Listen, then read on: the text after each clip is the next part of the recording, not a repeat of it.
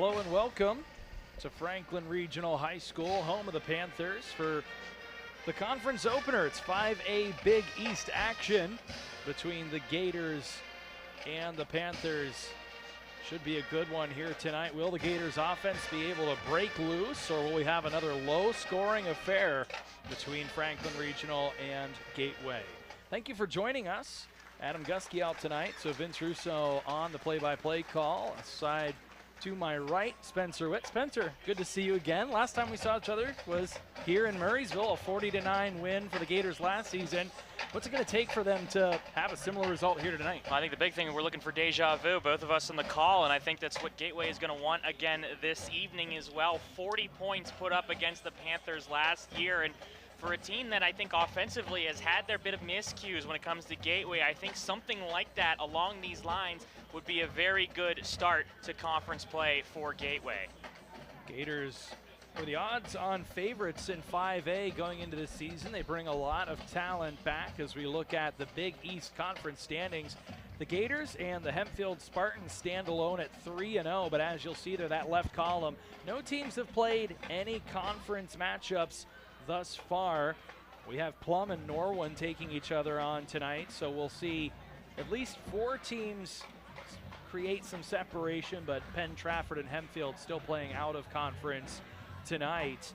Take a look at the Trib High School Sports Network 5A rankings. The Gators sitting atop, one of the 2 unblemished teams in the top 5 there. Penn Hills, who has looked good here early in the season despite a close loss early on their campaign. Penn Trafford, who will battle in the Big East with the Gators. And then Upper St. Clair, 3-0 and looking dominant so far over in the Allegheny Conference. And Pine Richland still in the top 5, though the Rams under first-year head coach John Ladon, who left Penn Hills, certainly a different-looking Rams team. They lost a lot of talent from a team that went undefeated and won the state 2 years ago and was still formidable in the postseason just last year. On the opposite side of the ball, the Gators have been dominant defensively. Spencer, tell us a little bit more about what this Gators defense has been able to do so far this season. Yeah, I mean, it's gone through Dallas Harper. I mean, 2 pick-sixes already this season. He's an elite playmaker, as you've mentioned in prior broadcasts, and I think that that's something that they're going to look for, is plays like that to really step up and give the offense a little bit more of a break. If you frustrate Franklin Regional, they're constantly on the offensive side, it's going to be annoying for a team like Franklin Regional, who defensively is going to have a lot of issues against Gateway. Gators, as we said, 3-0, but certainly their toughest test last week as they survived a 20-17 scare, a come-from-behind victory against North Hills. They faced deficits of 7 points twice, both 10-3 and then 17-10. They tied the game up with a long drive, only to surrender a kick return touchdown to the Indians. And then from there, Dallas Harper with his second pick-six of the season. And then with just 30 seconds left, Cole Plaskin drilled a 19-yard field goal and 4 incompletions on the defensive side of the ball. The Gators hung on. They took possession at their own 33-yard line, 5 minutes left in a tie game, and drove down into Indians territory, faced a 4th and 7, and after a timeout, it was Inez Jordan with an end around that helped keep that drive alive. And Spencer, if nothing else, this team has played some close games early. They've built some resiliency. What does that do for a senior-laden team as they have playoff aspirations? I think it really shows the ability to move forward when it comes to having that experience, having that ability. You know, when you get to playoffs, it's all close. There's not really that many blowouts you see in playoff football, and you've seen it last year for Gateway especially. So when you have those close games and you're able to get that edge in the regular season, you take that forward going into conference play and going into playoffs where anything really can go. Gators will hope to build on that momentum. The Panthers just came out onto the field. We've got just over 5 minutes until kickoff. And if you've joined us or been with us through most of this season, the path thus far for the Gators started with a 21-6 win over Mount Lebanon, the returning 6A state champs, even though they only had 5 returning starters. Still a statement victory for the Gators in that inaugural game of the season. They then blanked Woodland Hills at home, second of their 2-game homestand to start the season. That game was 7-0 late into the second half before a couple touchdowns, including a pick-6 by number 22, Chris Livesey. helped lift the lid off of that one and kept the Gators unblemished, and as we said last week, surviving the upset-minded North Hills Indians. And certainly the Franklin Regional Panthers will look to do that tonight as well. They've got some talent on the offensive side of the ball, do the Panthers, and so they dropped an early season contest to rival Latrobe, 36-33, and then went down to Connellsville and really put it on the Falcons, 40-0 in last week's contest. Spencer, tell us a little bit more about what Franklin Regional brings to the table offensively. Well, it's going to be through both their top running back and quarterback. It's Sarnik and Bazuska. Bazuska ran for over 100 yards, and Sarnik passing the ball very well, 247 yards, 3 touchdowns, and 1 interception only. Also 185 rushing yards, 4 touchdowns on the ground, so he's an elusive quarterback. Gateway, they have to play him almost with a quarterback spy the whole time, because they're not going to expect knowing when he's going to throw or when he's going to pass. We saw that last week. The Gators, who during the first 2 weeks of the season against quarterbacks who weren't quite as mobile, really racking up the sack numbers. But then last week against North Hills, a young mobile quarterback was able to elude, and the Gators still did a good job bottling things up, allowed just 17 points while their defense really carried the water for an offense that struggled to find its footing early in the season, but still not a whole lot of presence in the backfield, not a whole lot of pressure or sacks on the quarterback. So there was a little more time to make some plays for North Hills. Franklin Regional will certainly have watched that film and try to replicate that going into tonight's contest. Both teams are on the field. Captains going out for the coin toss. For Franklin Regional, Roman Sarnik, the quarterback. Zach Bazuska, number 9, number 57, Owen Sinclair, and number 62, Max Levin are your captains for the Panthers. On the other side, it will be Jaquan Reynolds, number 2. He is one of your captains. Number 3 for the Gators, Malachi Moore. Number 55, Matthew Brooks. And number 10, Rakari L. So those are your captains. We'll see who wins the coin toss and who gets to touch the ball first here.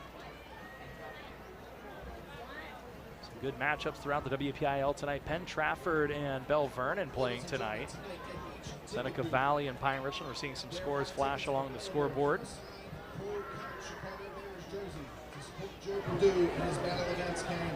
We'll listen to see how the coin toss goes here.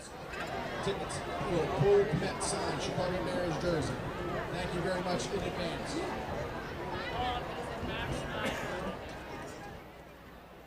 So it appears that Franklin Regional will receive to start this game, as we're just a few minutes away from kickoff here. As we said, Panthers 1-1, Gators 3-0. They've got the target on their back, a phrase that we've heard a lot lately, a team that's being hunted. So we'll see if they're able to ward off the Panthers, who are hunting the upset against the Gators. I'll try the kickoff team out here. We might even get started a few seconds early here, as it's another beautiful night here in Western Pennsylvania. Appreciate everyone joining us here, whether it be on YouTube or through the Trib Live High School Sports Network. Should be a dandy here tonight. 74 degrees, 68% humidity, and wind just at 2 miles an hour. The sun should set in about precisely a half hour. So we got a little sunshine left here to start some of these games. High school football weather, I mean, just nothing like it, especially at the beginning of the season. Beautiful weather, and I think we're gonna have a good game. I think, you know, Gateway kicking off here shortly, Franklin Regional receiving. I gotta be honest, I don't think this is gonna be a 49 game. I'm gonna throw that out there now. I don't think this is gonna be the same thing we've seen last year. I know Franklin Regional really struggled last year, but it's the same guys who played, Bazuska, and we saw Sarnik again last year as well. I think they're gonna play a lot better, but I also think Gateway, they have a statement here going into conference play. They're the team that everybody wants to beat. They have to prove that against a conference opponent. Gators looking to get back atop the Big East after surrendering the title last season to Penn Trafford, a close 15-10 loss. Penn Trafford went, as we know, all the way out to Hershey, won the state title after knocking off the undefeated Moon Tigers at Heinz Field. Just a few seconds away here. They're going to let that clock run all the way down here. We'll start precisely at 7 o'clock. Cole Plaskin back and ready to start this one off. Gators Going to be running right to left on your screen with the white jerseys, black numerals, black pants, black helmets with gold gaiters on the side. And for Franklin Regional, navy blue tops and bottoms, gold numerals, gold stripes, and solid gold helmets. And Plaskin gets us off and running here on YouTube and the Treb Live High School Sports Network. Kickoff is bobbled there, and now going right to left. A little bit of running room, and now with just one more man to beat, Chris Livesey going to dive and make the tackle past midfield.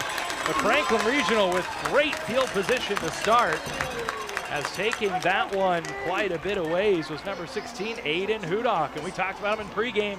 Right on cue, there's Hudock. Hudock staying with it, staying calm after bobbling the reception from the kickoff. Saw the opening on the left side, saw Gateway chip in a little bit on their kickoff coverage, went out to his left-hand side, got some good blocks as well, and good start for Franklin Regional. This is exactly what you want, at least off the kickoff for the Panthers. Good start indeed, got the crowd into it. We've got what looks like almost a capacity crowd here, not a whole lot of seats available.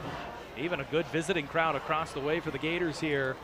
And so the Panthers will go to work. Their first play from scrimmage will be in opponent's territory here, and the Gators on their heels to start. Shotgun snap, and it's a run to the left. Sarnik got past the line of scrimmage, but he won't get much more. He's met there with force. Coming out of the pile there, Louis Douglas laying the boom. This will be 2nd and 9.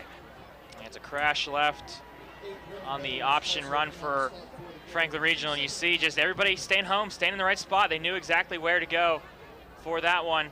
Nothing that the quarterback could do for Franklin Regional, but he might have not even gained any yards, 1 yard exactly to be specific on that one. So it will be 2nd and 9. Sarnik with Bazuska in the backfield with him. They'll roll out to pass. This one on a rope. They'll get that out wide. Ball at about the 37-yard line. They got to get to the 35, so it'll be 3rd and short on the moderate pickup there by Heath Sliva, the sophomore wide receiver. It's a good curl route for Sliva, just going a couple yards down.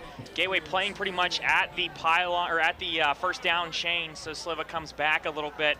And on that rolling out from the quarterback, Roman Sarnik, and he had pressure on him. You saw Bazuska just get enough of a block to keep Gateway off his tail, and he was able to throw that one over to Sliva. So a nice ball there. It'll be marked at the 36, so now it's officially just a 3rd and 1. See what they go with here, a little trickeration. It's going to be Hudock. He's going to take it himself, and he'll get dragged down from behind. They'll blow it dead.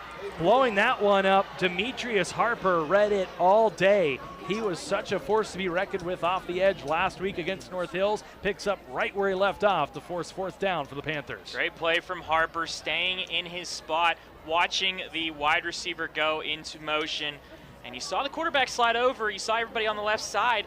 That play designed to give a little bit more blocking, but there's no one on Harper at all. Was untouched. And a bad play offensively for Franklin Regional.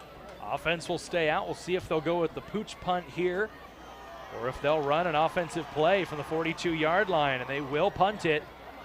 This one will sail and take a bounce into the end zone, so that'll be a touchback. Gators will take over at their own 20-yard line. So the Panthers can't make anything happen after the long kick return by Hudock got him into enemy territory. They threatened close to that 1st down marker, but Demetrius Harper closing the door for the Gators. And we talked early about the defense for Gateway and how they really have been stepping up these past couple games, and we've seen it right there. Only 9 yards all-purpose from Franklin Regional on that drive, and it was the kickoff that really, the only difference I think is the reason why Franklin Regional was on their own side, or the Gateway side of the field, was a special team. So Gateway's offense coming out for the first time, and look to see if they can really set the tempo themselves compared to Franklin Regional, who was unfortunately for them not able to.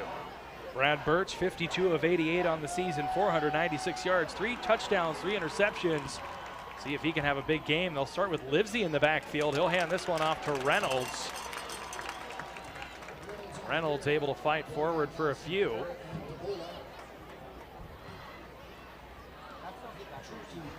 Looks like Livesey's staying out there, getting the call. I'm not sure if there's information we've not been made aware of yet, but Brad Burch currently not on the field for the Gators. Chris Livesey is the backup quarterback, it looks like, and so he,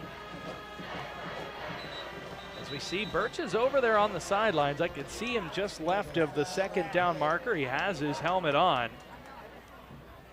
So perhaps the Gators just trying to throw a new look at the Panthers there, who jump off sides, and so that'll gift the Gators a couple more yards after a very short gain on first down. So now it's 2nd and about 5, ball at the 25-yard line, just past it. They've got to get to the 30, so short 5 or a long 4, however you want to look at it. 2nd medium here. And again, it's Livesey. They'll run the option, a nice pitch. Livesey gets lit up, but here goes Inez Jordan. Jordan with one man to beat at the 40, to the 30. Can anyone catch him?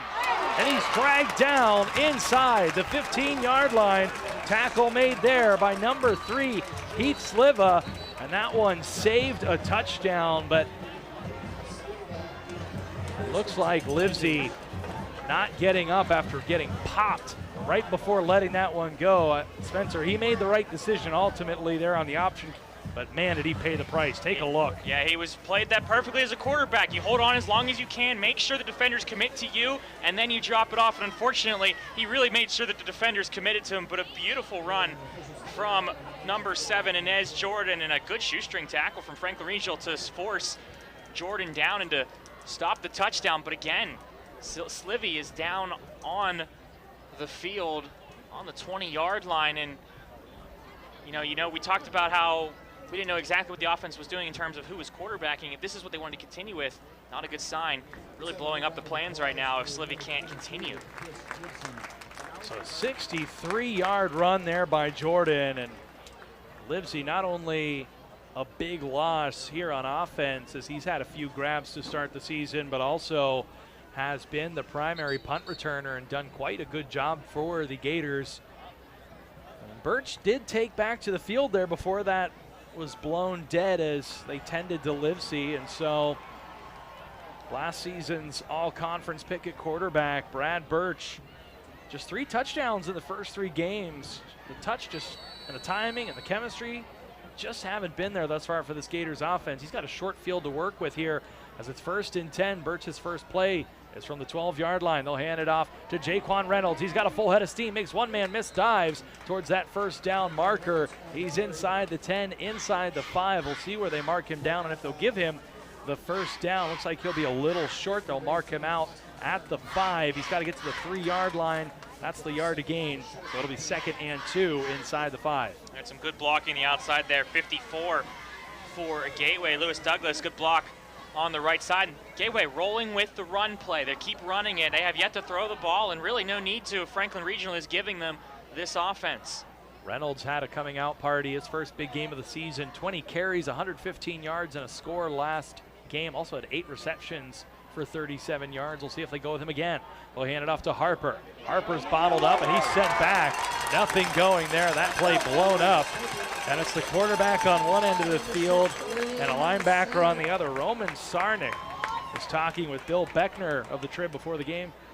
Apparently Sarnik, the leading tackler for the Panthers, and he shows you there why. Stays committed, doesn't cheat inside, and is able to blow that play up. Yeah, that's a really good play from Sarnik, sheathing his block, and getting away from the blocker, staying on the outside, not letting Reynolds get the edge. And he stopped Reynolds in his tracks, and it's the first loss we've seen for Gateway so far in this game, and it's what Franklin Regional really needed, but we'll have a timeout from the Gators.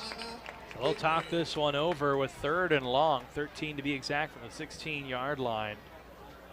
They've got a kicker they can trust in Cole Plaskin, who was 2 for 2 last week and made the difference with a 19-yard field goal with just 30 seconds left to lift the Gators to a big win. But a little pushback here from the Panthers, who have a great crowd on hand here tonight. And certainly the body language shows a lot of confidence for a team that's coming off a 40-0 victory. Gators on the other side still trying to have one of those complete games offensively where they can really walk away feeling good about things. So just 4 minutes into this one, we've already seen a ton of action here. A long kick return, a long option resulted in a quarterback getting hurt.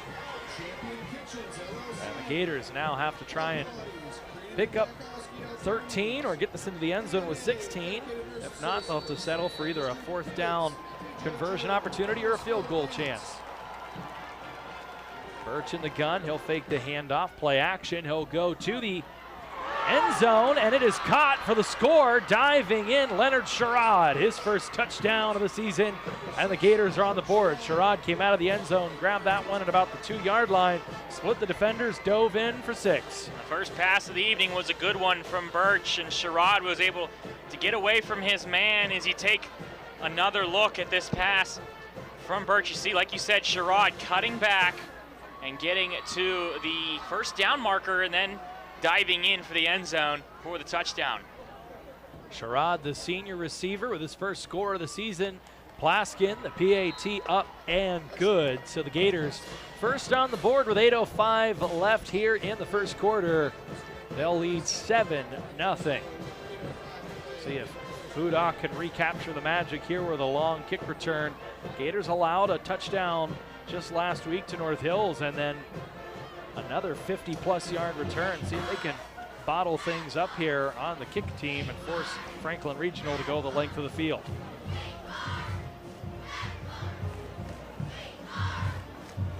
It's a good start, though, offensively, I think, for Gateway. Is able to move the ball down the field really without much issue, and it was the quarterback for Franklin Regional who was really the only pressure. And Roman Sarnik, that once they finally were able to stop that run, Burch was able to get the ball off in the passing play, score a touchdown. But again, Franklin Regional defensively had a lot of holes there that they need to fix if they want to keep in this game. That's something we haven't seen the Gators be able to execute a lot of so far this season. The play action pass, but the run there effectively setting up that play action, keeping the defense honest and freeing up Sherrod for the touchdown. Plaskin will send this one deep. Hudock will take it just inside his own 10-yard line with a full head of steam. He's up over the 30. He's up towards the 40. He won't quite make it as he stood up there, still going. They can't bring him down. He got hit a couple times there and just kept rolling with the punches. It'll get stopped just shy of the 40-yard line. But once again, Franklin Regional, decent field position to start, albeit on their own side of the field. Yeah, it's another good run from Hudock, seeing the hole in the middle and able to take it. And I think he could have broken it a little more, but he had 2 guys on his left side that were on his own team. They were blocking one player and kind of just knocked into each other. And that was the reason Hudock was held up a little bit until the rest of the teammates for Gateway were able to corral him down. Not even corral him down, really, as you take a look at it. Yeah, no hesitation from Hudock either. Just got it and started going north-south immediately. Really like to see that from a return specialist standpoint. Boy, is he shifty. He got some good blocking, too, on that right side that opened up the left side. They'll go to Bazuska here on first down to start this drive, and once again, met with force at the line of scrimmage. Those interior linemen. Without Baron Vowler tonight, he left the game against North Hills with a lower body injury last week, did not return. So Robert Johnson in there on the defensive line, along with Louis Douglas, Matthew Brooks. Got your edge rushers of Ricariel and Demetrius Harper, and the Gators look like they're going to try and time this one, but they're off. And offsides will be the call. That'll give 5 yards to the Panthers and set up 2nd and 4 now.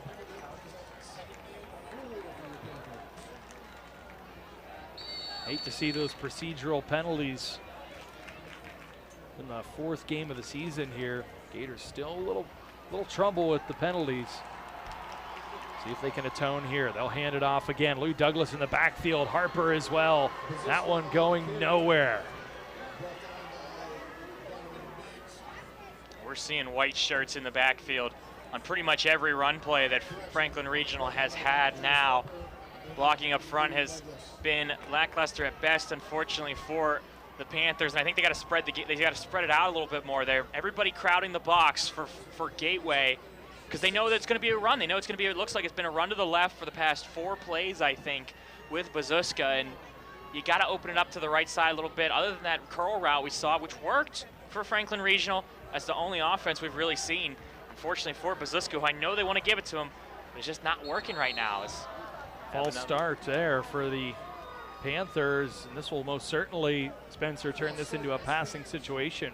And Sarnik, as you said, completed his first pass attempt, and they've played it pretty conservative since then. So see if they go back to the air here on what's now going to be 3rd and 11. Ball back to the 36-yard line. They'll get the play in from the sidelines. And now they'll set. Man in motion is Hudock, and we have a flag once again. Be another procedural penalty against Franklin Regional. That's another 5 yards back. That'll put them at the 31-yard line, much to the chagrin of the faithful here wearing navy blue and gold. And now it's 3rd and 16. And it went from a potential, a couple yards for a first down to now you're just trying to get as close to the sticks as you can. Get the snap off. No procedural penalties this time. Now the quarterback's going to run. Has a couple blockers. And a good job there, shedding the blocker there, Malachi Moore. And that's still going to be enough for a first down. Thought that Moore might have been able to stop him before he got to the sticks, but if you're the Gators, you've got to feel sick after giving up 17 there on 3rd and 16. That'll keep the drive alive for Franklin Regional. Yeah, and unfortunately for Gateway, I mean, that play was really dead in the water, nothing doing downfield, so Sarnik just takes it himself, but he finds the hole, finds the opening, and just gets himself that first down. And I think it was because of that moving forward, like you said, just getting himself past that first down marker. Sarnik with 185 yards on the ground and 4 rushing touchdowns. He certainly can make things happen with his feet, and he's going to try to do it here again. They'll have a nice hole over the right side. That'll be a gain of about 6 or 7 there on first down. And now another injury for the Gators. Getting up slowly is Remy Bose. And if you're the Gators, that is one guy you do not want to have missing time. Bose, an all-conference selection at linebacker last season with almost 80 tackles. He's writhing in pain. And that's a big loss for the Gators on both sides of the ball. Plays tight end as well. And try to see what happened to him on that play, and hopefully just got the air knocked out of him. See what may have occurred there on that first down run that netted 7 yards for Sarnik out of the backfield. Yeah, I saw Bose in the area of Sarnik, and he might have got knocked over, and I don't know if he fell awkwardly on his wrist or something like that. He looked like he was either holding on to it or had it against his hip, in a sense of having issues with that. I hope he's all right, like you said. Bose, the junior, listed as a linebacker and a tight end for Gateway. Seeing some of the scores come up. Norwin's up 7-0 on Plum in the other Big East action. Bell Vernon up 7-0 on Penn Trafford. Seneca Valley up 7-0 on Pine Richland. No score between Penn Hills and Moon as Bose is up, but still in a good bit of pain. Hempfield also leading early against Shaler. Some various 5A scores of note as you see the Gators faithful holding their breath, hoping that if nothing else, Remy Bose not out for an extended period of time, even if he can't play again tonight. Gators defense already without the services of Baron Fowler. Good news, saw Bose kind of hustle a little bit off the field, just as a good sign for Gateway and a good sign for his health. So 2nd and short after the effective first down run, and it's Bazuska.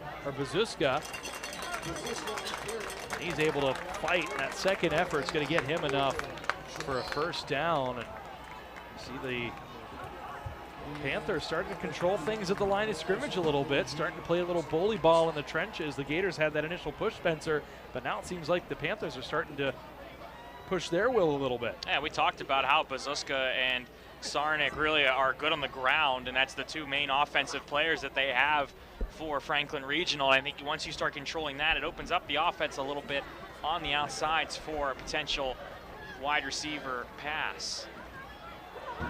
Sarnik pulled it out there on the option, has a good bit of room, and he's able to bowl over the defender there. Gets himself first down yardage once again.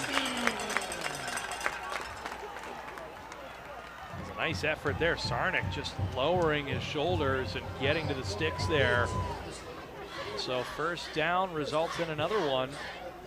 All of a sudden, the Panthers driving. They're as far as they've been into Gators territory. Ball squarely at the 30-yard line. That's a power run there from Sarnik, really. Like you said, bulldozering a guy down for Gateway. And again, they now really control this offense and control the tempo. Franklin Regional does.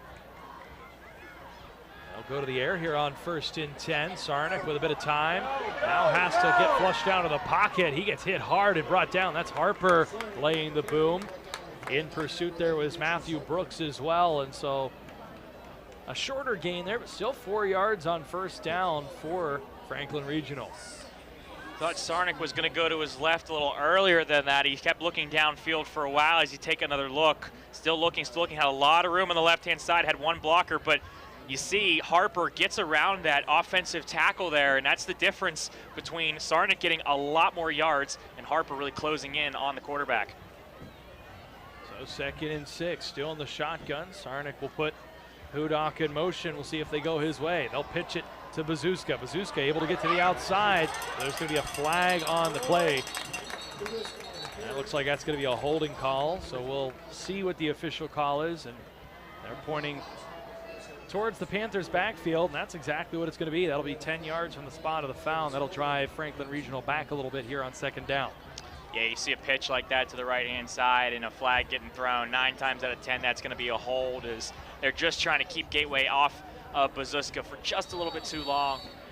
Unfortunately for Franklin Regional, it is a little bit of a buzzkill for the holding, and this is another penalty for the Panthers. I mean, they have had already 3 penalties on this drive. Self-inflicted wounds. We've seen the Gators deal with those. They had gotten themselves backed up to 3rd and 13 at their opponent's 16-yard line before the touchdown connection to Leonard Sherrod. Now a snap gets away from the quarterback, and Sarnik going to have to dive on it. And so just as we're talking about self-inflicted wounds, the Panthers go from the 30-yard line. Spencer, they're almost all the way back to midfield. Yeah, that was a miscue there. You saw Sarnik motioning a man to his left, and instead the ball was snapped from his center. So big miscue for Franklin Regional, and we talked about how the offense was moving forward, but really inflicting it on themselves. They just got to calm things down. First real drive of the evening for Franklin Regional as we approach 2 minutes in this first quarter. It's another 3rd down. This time it's 3rd and 16, but actually it's going to be 3rd and 26 if you look at the sticks. It took me a little bit. They have it on the scoreboard. Now they've fixed it. They got the 3rd and 16 the last time. Now it looks like they might convert again, as there goes Bazuska to the outside. Had only one man to beat, but coming up from behind was Harper. That's Dallas Harper. It was just him and number 4 for the Gators in pursuit there, and so Harper's able to bring him down while Kenny Lewis was there in pursuit as well. And Spencer, again, a 3rd and forever situation, and the Gators give it up and much more. Yeah, Bazuska's just able to find the seam right there, and good blocking. 54 for Franklin Regional, and a couple guys in the backfield, the wide receivers getting in the blocking for Franklin Regional. That was a big play. That's a play that keeps you in these games if you're the Panthers. Andrew Davola helping to spring that one. Now they'll run it again. Sarnik ran into one of his own, and then he'll get pushed back. So not a whole lot happening there. Franklin Regional, give them credit. The Panthers with 2 3rd down conversions of 16 and 26 respectively. That second time gaining much, much more.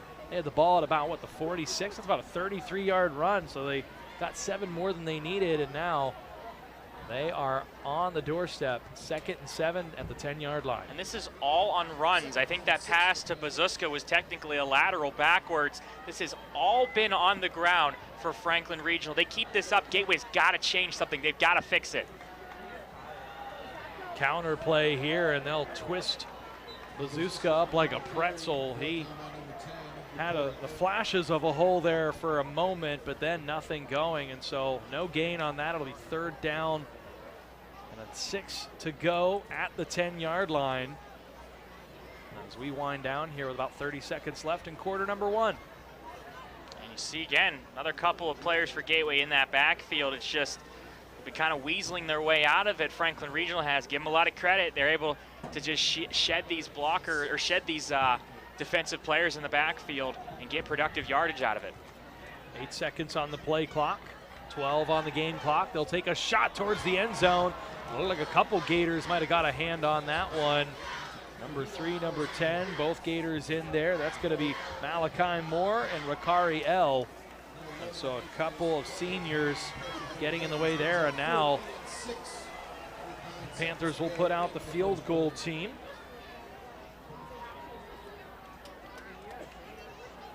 It's the right idea for Franklin Regional. You get that slant route, but Sarnik not able to read that coverage and having that DB kind of standing there the whole time. He never committed one way or another, so he was able to get in front of that one, and dangerous pass, but Joseph Bain's able to knock this one up and through. That one from about 27 yards straight on.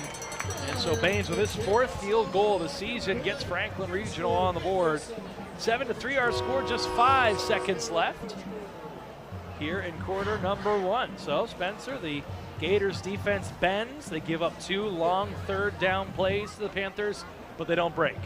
Yeah, I mean, I think especially in their own side of the field, they did a good job staying home. I think Franklin Regional really was moving the ball well on the ground. It's just, I think the difference between Franklin Regional right now is how long can they keep doing that? How long can they use the legs of Bazuska and Sarnik? And when does Sarnik have to start throwing the ball? When do they have to get a little more creative offensively in terms of passing plays? Or can they use these plays where they're going to the right, they're going to the middle, they're going to the left on the run?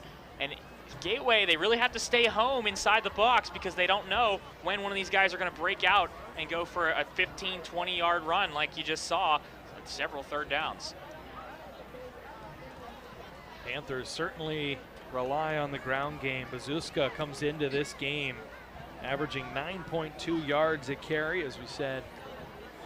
Quarterback Roman Sarnik with 4 scores on the ground. At the same time, they haven't gone the way of the wideout much, and we know that they like to get the ball into the hands of Aiden Hudock, who has 8 receptions, about 200 yards, averages about 24 yards a catch, has 3 touchdowns, as that kick from Baines there is going to carry over into the end zone. So no time will come off the clock. Still a few ticks left here in the 1st quarter. The Gators will take over at their own 20-yard line. Brad Burch, a perfect 1 of 1 on that drive as Chris Livesey sacrificed himself on the option pitch, and Inez Jordan went over 60 yards and set the Gators up for a short drive inside the 15-yard line. It was a 3rd down and 16 throw to the end zone. Leonard Sherrod caught it for the touchdown. And so the Gators will go to work here for drive number 2. Same thing we saw in the 1st drive. Got 22 out there under quarterback, almost like a wildcat formation. That's a good sign to see Livesey in the game. He'll hand this one off to Reynolds. Reynolds stuffed right at the line of scrimmage. So it looks like a couple different Panthers in there, with Roman Sarnik leading the charge once again as well. Number 54 for Franklin Regional, Andrew DeVola, who's playing both ways tonight as well. That'll bring us to the end of quarter number 1. Gators on top 7-3. We'll flip sides. Gators will now go left to right across your screen offensively. They'll have 2nd and 10 when we get back rolling. In the interim, Spencer, notes from the 1st quarter. What's on your mind as you've watched now the Gators through 12 minutes of play here against the Panthers? Well, unfortunately, offensively, I think the sample size is a bit too small. I do like the fact that they were able to use the running play and work with what they've got, especially with Chris Livesey. We haven't seen much of Burch. As you talked about how the offense really has had some issues. Burch hasn't been as good as we would expect, as good as we saw him last year, and maybe just having Livesey in for a couple plays, just kind of getting the tempo for Gateway to give Burch that opportunity. On the other side for Franklin Regional, they have dominated on the ground, and I think they're going to keep doing that. They really like the feet of Sarnik and Bazuska, and it's just a matter of how long can Gateway keep bending and not breaking, and can they finally be more sturdy on the ground and force Sarnik, excuse me, to throw the ball. We saw Gateway out there for a while, especially the defense, so I think this is good as well to have this quarter end, and Gateway I think they need a good drive here. A 3-and-out is not something that I think Gateway is going to want to have to deal with, especially after a defense was out there for several minutes.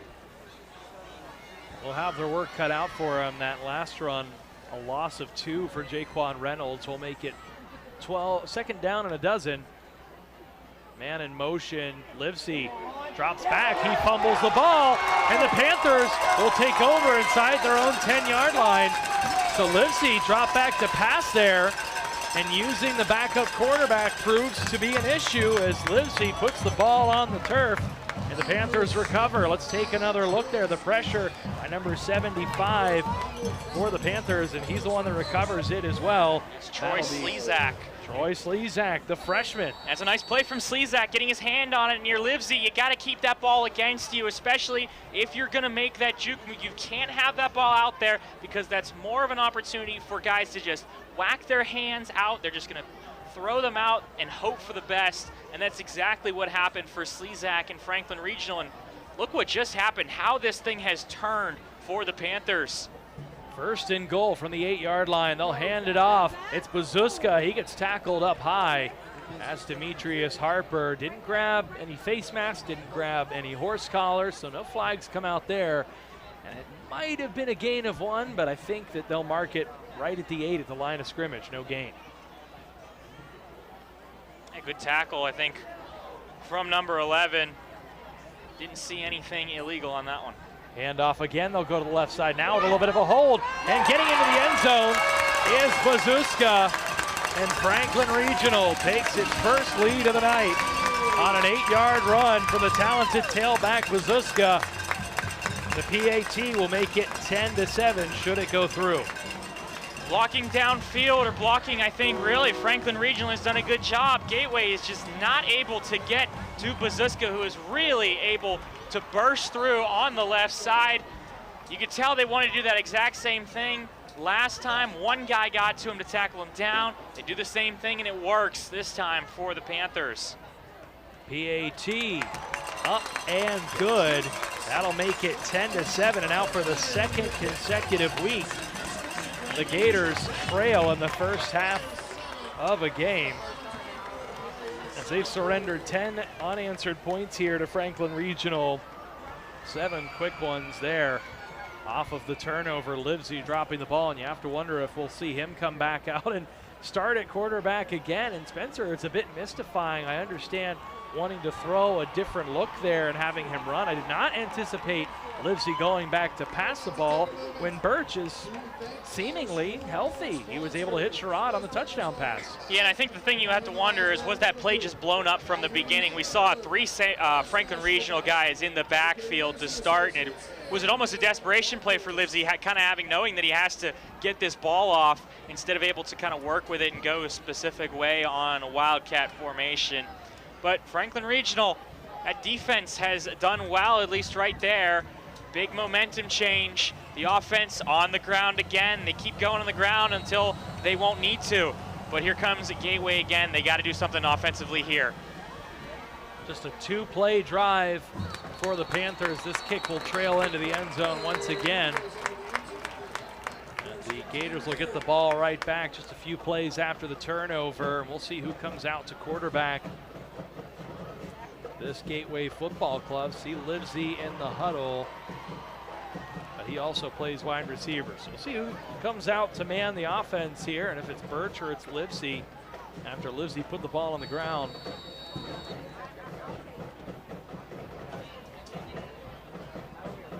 Once again, that fumble recovery by Troy Slezak. And 2 runs with Bazuska. He was stopped by Demetrius Harper. No gain on that 1st and 8 in the goal-to-go situation, but then on 2nd down, they sprung him. He was able to get into the end zone. It is Livesey once again in the backfield, and the snap once again gets away from the Gators, and now Livesey running for his life. He's able to get the edge He'll get back to the line of scrimmage, and it looks like maybe a few more. We'll see where they mark him out. Looks like a gain of 2, or no gain at all. They'll mark it back to the original line of scrimmage. It looked like Livesey might have snuck out a few yards past the initial stick there, but it'll be 2nd and 10 and Spencer after that. No gain on that play is probably one of the better outcomes you could have hoped for. Yeah, the fact that Livesey was able to get back to the line of scrimmage is a testament to how good he can run with the ball. Question is, how often can they do this? How often is Franklin Regional going to stay home and expect that run? What's Livesey going to do now? They'll run the option again. Livesey fakes the pitch. They'll move forward for just a couple. It'll be 3rd and long for the Gators. Take another look.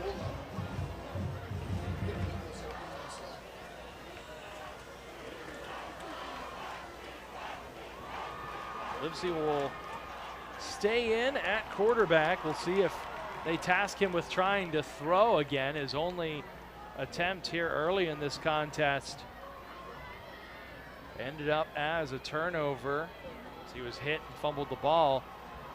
I think it might be a passing situation here again. 3rd and 8. They'll snap it. Livesey's back to pass, scans his options. This one's tipped and nearly intercepted. Luckily, no one in the immediate vicinity there. But after the turnover, a 3 and out deep in Gators territory. They're going to have to punt this one away. As you take a look again, pocket just collapsing on Livesey, but it was 54 again for Franklin Regional who got to that one, Andrew DeSilva, and 3 and out, nothing doing for Gateway. This is not good. I'm not saying that you should sound the alarm yet, but I would at least walk over to it and maybe kind of make sure you know how it works, because right now Gateway is in a lot of trouble early on in this game.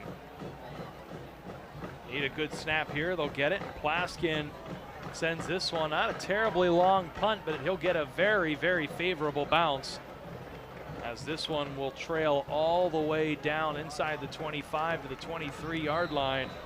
And so Plaskin able to get a nice roll there for the Gators. And Franklin Regional will have to go 3/4 of the field to get more points on the board. But Spencer, you've got to think there must be something not right with Brad Burch for him to not be out on the field in these kinds of situations, like a 3rd and long. And your quarterback with offers to Akron and Oregon, nowhere to be found. He did come in and throw the touchdown pass, but that's all we've seen of Brad Burch thus far tonight. Yeah, and that's the confusing thing, I'd argue, is the fact that when we saw Livesey go down, that Brad Burch came in. He came in, he threw the touchdown, and then that was pretty much it. I don't know exactly what the situation is. I don't know what head coach Don Hull is deciding with this, but you have to wonder. I mean, you saw him last week. You didn't see anything out of the ordinary, really. Maybe something in practice might have been the difference. 1st down carry here for Bazuska. He falls forward through a hole that closes quickly. That'll be a gain of 3. See the run game again for Franklin Regional, and getting 3 yards on that one, so still a little bit more productive. They're trying to move forward on the ground, and how important that punt was, I think, flipping the field, and now Franklin Regional is going to be forced to have to, it seems like they're going to run it all the way down the field if they want to score here, because that is what they continue to do, continue to run for the Panthers. 2nd down now. They'll fake the pitch. And now an open hole there, and flipped by Kenny Lewis is the ball carrier Sarnik. Quarterback faked the handoff, kept it himself, and he'll get enough for 1st down yardage once again. It seems like this is designed really for Franklin Regional. He's taking a look. It's a run to the right that you push everybody over, but instead Sarnik just goes to his left, and it's more of a one-on-one matchup. They like the matchup that Sarnik can have on the run game as a mobile quarterback, and thinking they're going to get farther and farther with that when they have more open space. Even though they got unblocked guys, they like how Sarnik is moving the ball. Again, they'll fake the pitch, same play there. This time they'll get Another decent chunk of yardage before Remy Bose, who was shaken up earlier in the contest, but returned, able to stick the ball carrier there after a gain of about 5, so it'll be second and medium once again. And Franklin Regional's done a good job staying, as they say, ahead of schedule or right on schedule with second and medium, second and short situations. Yeah, I think Franklin Regional is really running with a purpose right now. You're doing a good job, because it's hard for Gateway because you expect Bazuska, who's a really good runner. They have it pitched out to the right. You got to go over there. You got to protect the right side. But then you've got Sarnik, who is going to his left. This isn't something you see too often in high school with quarterbacks going on their own, going out in open space on a one-on-one coverage. Another handoff. It's Bazuska. He stood up, and that extra push from the Gators will give him the first down. Malachi Moore was fighting to bring him down, and then running up behind was Roberson Louis Juin. We have a huge injury right now on the field.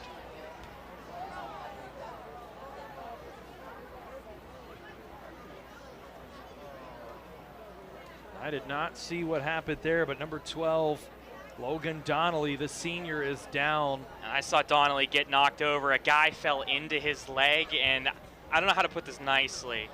The leg moved in a way that it's not supposed to bend. That was snapped in a bad situation. So really hoping Donnelly is going to be all right. It looked painful. I saw the referee immediately wave over to the trainers to come out to a scary situation right now for Franklin Regional. You've got the EMTs out on the field immediately.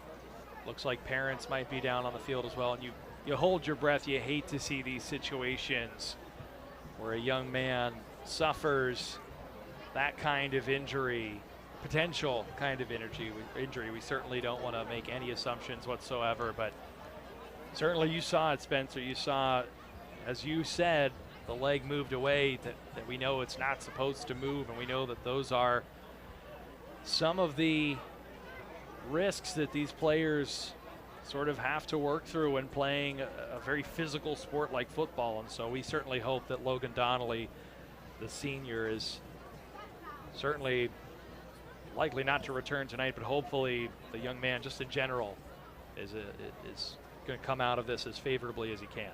Yeah, Donnelly listed as a running back, quarterback, plays wide receiver as well as the backup quarterback behind Sarnik, and just a scary situation, especially because the worst part was after the play. It was late. It was a guy from his own team falling into his leg after getting knocked over by a Gateway player. And it wasn't anything malicious from the Gateway player. It was just kind of falling into it. But a really, really scary situation right now. And so we'll turn our attention to the matter at hand as far as the game. And now, Spencer, again, the Gators not utilizing Brad Burch. Not sure if something happened throughout, but you see him there on your screen, standing, healthy, moving around. Number 12 there for the Gators. He came in, his only pass, he hit Sherrod right on the numbers for a touchdown. We haven't seen him since. We've seen Chris Livesey in, and Livesey certainly an athlete, but very much not a natural quarterback, it looks like. Certainly not as natural as Brad Burch, who's attracted Division I attention and was one of the leading passers, leading in yardage last season in all the WPIAL. So it makes you wonder what circumstances have occurred that have led the offense to move in such a drastic way. And after a turnover and a quick 3 and out, and now before this injury, the Panthers moving the ball once again.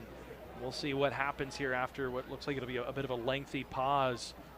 But Spencer, all of that being said, it looks like momentum is squarely in the hands of the Panthers right now. Yeah, I mean, Franklin Regional is really controlling this game. They come in here, nothing to lose, everything to gain against a Gateway team that offensively has done well. And I think offensively, defensively has done well, and offensively has been there. But you talk about how Brad Burch just not in the game, and have to wonder exactly what was the play call, what was the situation coming into this game, wondering why. It was not like it was Burch struggling and then they bring in Livesey to maybe try and change things. It was Livesey immediately into the game on the first drive, and it worked well. I mean, they had that that option play that went, you know, a handful of yards, at least 40, 50 yards. So you have to wonder just how are they going to roll with that? How long does this continue? Is Livesey able to get more accustomed to being in the quarterback situation, or does Burch come back in?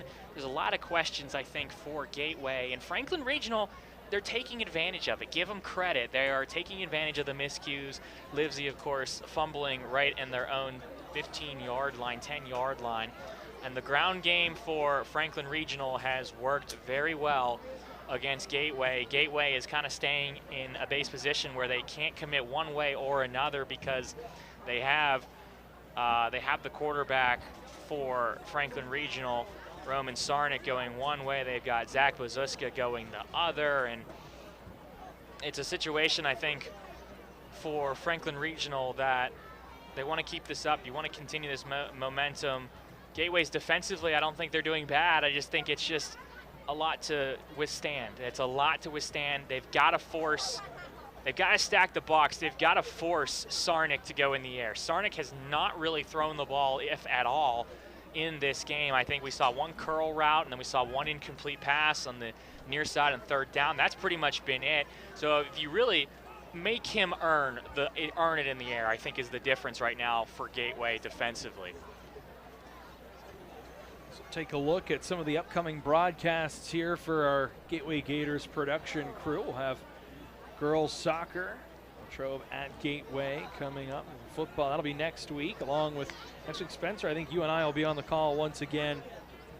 Gateway will return home for a matchup against Plum. You doing the call on the 21st? I believe I am, yeah. It's a girls soccer team, Latrobe at Gateway. Would be good to see them as well. The boys soccer team has started out pretty well. They've had a couple of big wins against a couple of opponents. And fall sports, you know, I think it's my favorite time of the year. We talk about all the sports, volleyball, soccer, football. It's a great time of year where the weather gets nice and cool out. Get Friday night lights, things like that. Things like this is always fun to be around for high school sports. We'll have a lot of good broadcasts. We're definitely giving some quality productions here in Gateway Sports Network as we take a look at the WPIAL Class A Allegheny 6 Conference.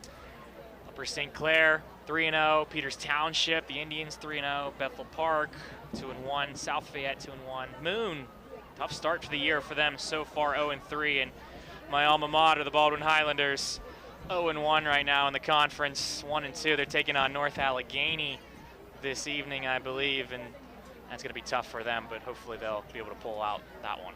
The other side, Class 5A Northeast, Shaler, one of the surprising stories at 2-1 to start the season. And a lot of teams with losing records were playing tough non-conference slates. And even more importantly than looking at that, we get word that the injured player Logan Donnelly has been put onto the stretcher as everyone here has sort of held their breath as his teammates will come out to check in on him. And you know, certainly, Spencer, these are always tough moments, emotional moments for everyone involved. You hate to see this, any team, any athlete, anywhere, but it's just that much more painful when it's a senior, when it's a guy who you know this is his last go-round with it. You hate to see that get truncated in any way for a guy like Logan Donnelly. Yeah, it's good to see him, you know, moving his hands, moving his legs, taking some high fives from his teammates. I mean, just a freak accident, really. Just is the easiest way to put this, unfortunately. He gives a hand up to the crowd and a big ovation for him. We really, really hope he'll be all right in the next coming months after this injury, because it's going to be tough to watch from the sidelines for him for the rest. Honestly, I think it's going to be the rest of this year. When we saw that leg injury, it's going to be tough for Donnelly, but we wish him all the best. And certainly a Franklin Regional team that has some prospects this season, has some expectations. They've brought a lot back, and you have to think this team's going to play even more inspired tonight, losing one of their teammates, one of their senior leaders, and wanting to go out and win this game for him. I'm sure they're having those conversations in the huddle. But now we've broken the huddle, and we will resume play after a bit of a lengthy delay there on the injury to Logan Donnelly. We resume 1st down and 10. The Panthers were moving ahead of this. We'll see if they can keep that momentum after the lengthy pause. Needed the play clock to reset there. Now it has, so the officials will spring us back into action here with 7 minutes and change here in half number 1. It'll be a handoff to Buzka. He'll hit the hole hard, bounce off one would-be tackler, and then he's pushed out of bounds at about the 35-yard line. So that'll be a gain of close to 7 yards there, maybe 8, and that'll come up to 2nd and short again. The Panthers continue to just, on every down, move the ball well, but especially on first down. Yeah, we saw a lot of the run last year against Gateway for Franklin Regional, and I think it really just, it was difficult for Franklin Regional to really get things moving, get in a groove offensively on the run. But you see them fake it to the right, go to the left, fake to the right. They're really forcing Gateway to spread the field entirely after, ironically, inside the box. Alexis, license plate number PA announcer instructing folks to move cars that might be in the way of getting Logan Donnelly transported out. A nice stop there by the Gators defense, and now a couple players getting into it. Demetrius Harper taking a swing there. And so we got a couple different players getting into it. Looks like Aiden Hudock also involved in that. 2 flags flew. We'll see what that works out to and what penalties we'll get as players getting ripped away by coaches from the situation. As Owen Sinclair also letting his opinion be heard as temper starting to flare a little bit here in a contentious game here in the second quarter. Yeah, we saw Owen Sinclair, but we saw it was Andrew Davola and Demetrius Harper with some extracurricular activities, and they threw the flag, and then it was Harper again. The late push after is going to be the other flag. I think these penalties are going to offset. I think they're going to throw it one on each side, but we'll see. It was a lot of pushing and shoving. We saw some of that earlier. Nothing too crazy though. But again, I think it comes with the tide here when it comes in terms of Franklin Regional. It comes with the territory, is what I meant to say. Gateway's kind of frustrated offensively. They're getting blocked away from the ball. They're getting these extra couple of yards, Franklin Regional is, because there's some good blocks, maybe a little more holding than the refs are calling. You could make that argument if you're a Gateway fan. And the frustration from guys like Demetrius Harper, who feel that they should be able to stop these runs for 1-2 yard gains, but they're going to 4, 5, 6 yard gains. It's frustrating, and it's a bit of a nerve-wracking one for Gateway, but we'll see what the call is here. Some cramping for the Gators early in this game. That's a theme we've seen thus far this season. And we had an unsportsmanlike on both sides. Those will offset. We will move to 3rd down. A little bit of a loss on the play there for the Panthers. So it looks like it'll be about 3rd and 6 upcoming. Ball still in Gators territory, but just barely. Looks like it's at about the 49-yard line of the Gators. And 3rd down on defense has not been great for the Gators thus far tonight. On that long field goal drive, they gave up conversions on 3rd and 16 and 3rd and 26. So the Gators with a 3rd and officially 7 here at the 49-yard line will try to get the stop. Hudock in motion. And now it's Kazuska in motion. They'll go deep across the middle. No one home there. That one well overthrown. So the Gators avoid giving up another 3rd down conversion there with a nice defensive stop. And now decision time at midfield for Franklin Regional. It's a 3rd down again. That only the second one we've seen that was thrown or tried to be a pass for Franklin Regional, and just off the mark, off the target for number 9 for Franklin Regional, or for number 6, Roman Sarnik. They're going to go for it here, looks like, on 4th down. Well, they did do the pooch punt the last time. No, I'm mistaken.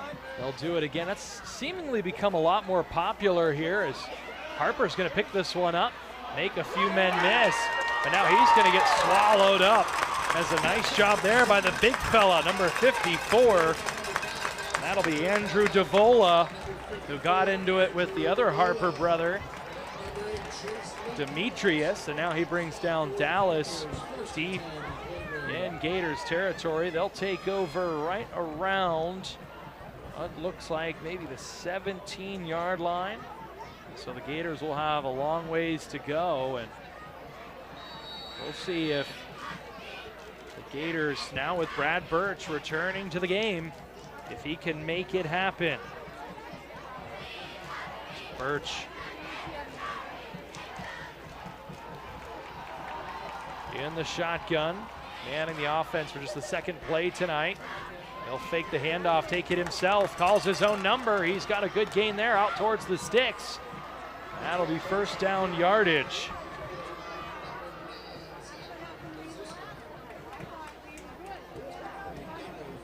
It's a good start for Gateway offensively. Bring in Burch. Franklin Regional, I think, plays a couple steps back, more expecting that pass, and he takes it himself up the left side for a first down. And so Burch comes in, picks up the first down with his legs. He's done a fine job of that thus far this season. We'll see the low snap. He'll hand this one off and pitch it out to Jordan. Jordan with a nice gain there as well. So Burch comes in, a couple gains there of over 10 yards, and all of a sudden the Gators starting to put things together a little bit here offensively, out past the 40-yard line to the 42. And a good pitch. Seeing Jordan kind of waiting till kicks outside, and then Burch just shoveling that one over to him, whichever would be considered a pass or a throw or a pitch. I didn't know if he was behind him or not. I think it was.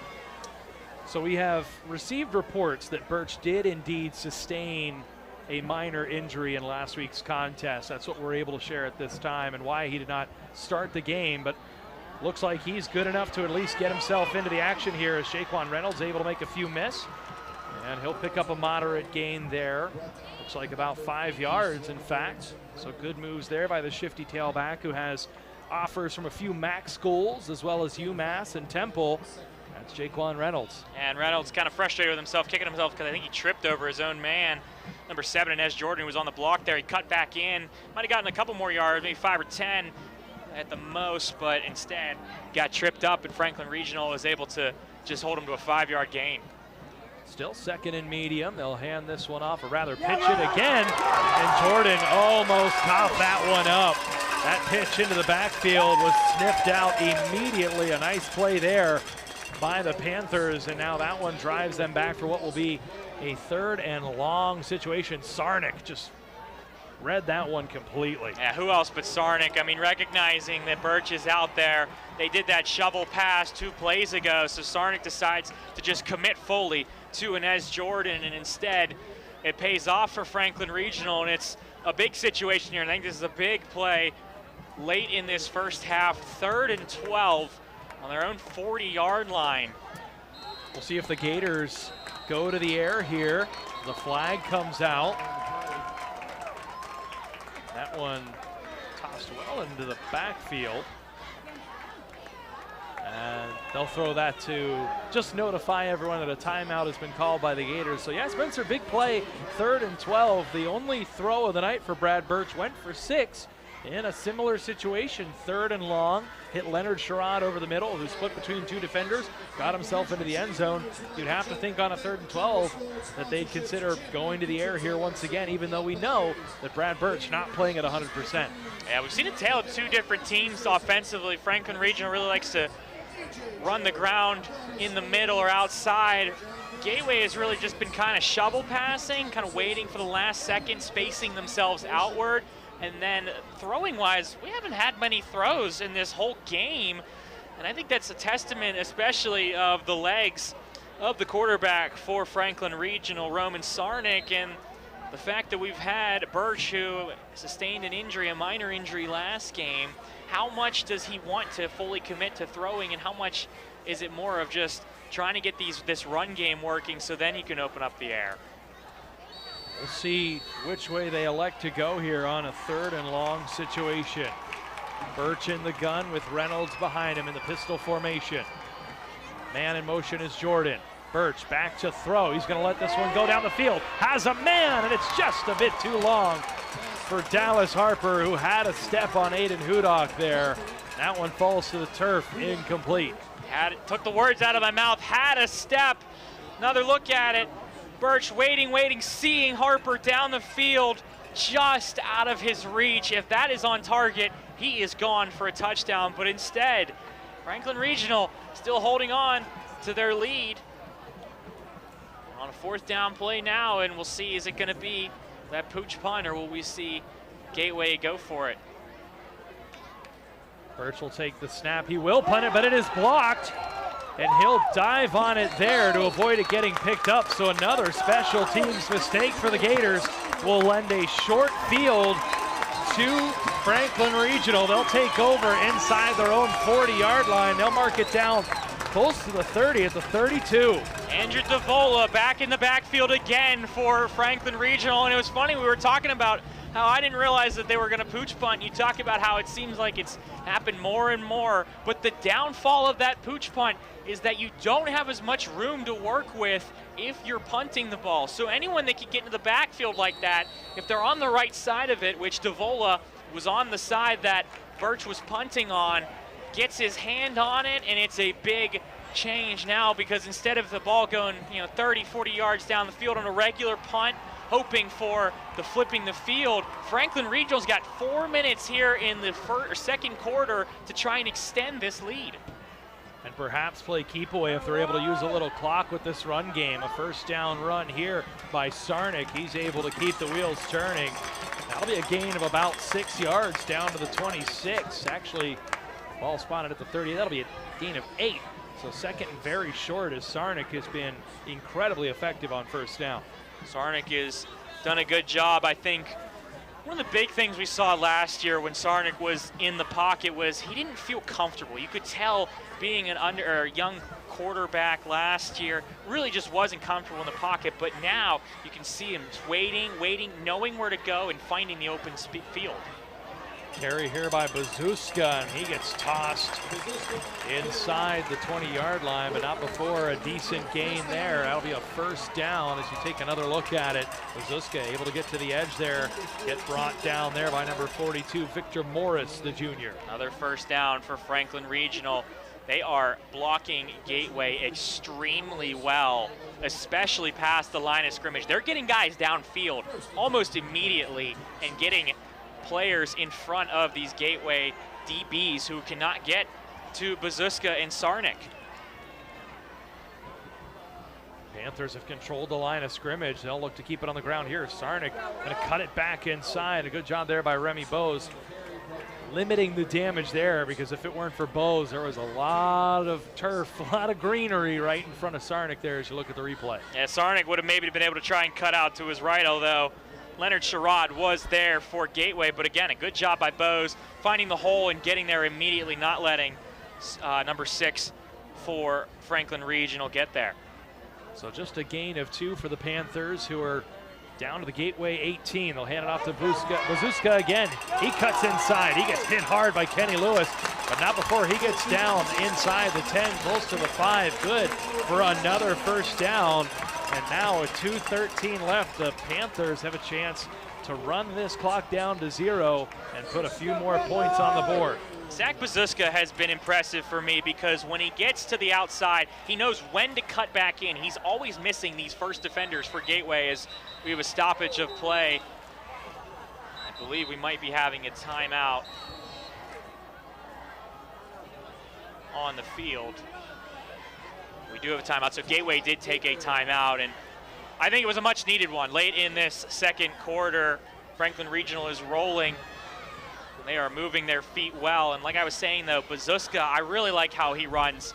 He waits, finds the hole immediately, or I should say he doesn't wait, finds the hole immediately, and then is able to cut back once he realizes that those Gateway players are committed to the outside. They're expecting him to just try and go out to the edge. He cuts back. When Gateway stays home, he's able to get to the outside so well, and he is giving the Gateway Gators a lot of fits. And I hate saying this because I don't like saying this in high school football, but it's a 2-man show right now for Franklin Regional offensively.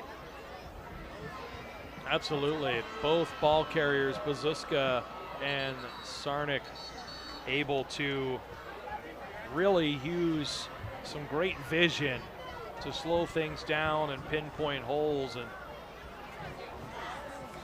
that 2-man RPO there in the backfield has been incredibly effective. They haven't even they haven't even gotten the ball into the hands of Aiden Hudock yet on offense. Have really had no need to do so. But we'll see what they draw up here. It's 1st and goal for the Panthers at the 7-yard line. They'll hand it off. A little bit of a hole here and a big pop there, but no one wrapping up, so Bazuska still on his feet. They'll call that play dead somewhere around the 5-yard line. Looks like at least a gain of 2. That'll bring up 2nd and goal as the clock continues to wind under 1 minute and 40 seconds. Bazuska just keeps trucking. I mean, he just keeps moving the feet. You've seen it really on every play. A couple times we talked about how they have to blow the whistle for him to be down. He hasn't actually been down for Franklin Regional. So on a 2nd and 5 at the 5-yard line, 2nd and goal I should say, on the 5-yard line. Empty set, but looks like it's going to be, again, another run play to the right side, although a flag on the field. Looks like that will be against the offense, illegal procedure, another procedural penalty against the Panthers. We've seen a few of those on both sides, and so that will back them up to the 10-yard line where it'll still be 2nd and goal. The clock will continue to run, however, as we are approaching the last minute of play here before halftime. Certainly keep it tuned in here. The Gateway Gators band will play at the conclusion of this first half, and then we'll have the Trib Live High School Sports Network halftime show. But first here, 2nd and goal. Sarnik going to take off with it. He'll get wrapped up right around the line of scrimmage. No gain there, it looks like. And now 3rd and goal. Clock continues to run. 40 seconds and counting.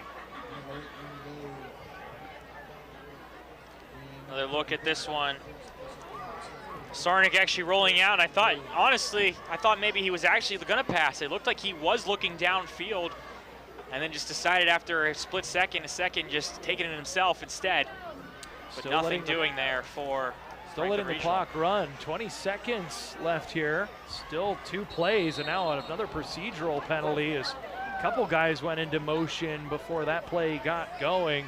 They had Aiden Hudock in the backfield there. It looked like a design run to the left with maybe the option to pass it, but we will not know. We'll see if they run that again. It'll be a 5-yard penalty. And now, ball back to the 15-yard line, and if you're the Gators, perhaps a chance to force another field goal attempt and get out of this with it being just a 1-score game, because just a few seconds ago with 2nd and goal at the 5-yard line, it looked destined that the Gators might be looking at a 2-score deficit going into the half, as the Panthers taking some time to talk this one over with 16 seconds left. And the good news for Franklin Regional is they do have the 2 timeouts in case they do go with the typical run play of Bazuska or Sarnik and they do not get the first down, or I should say do not get into the end zone.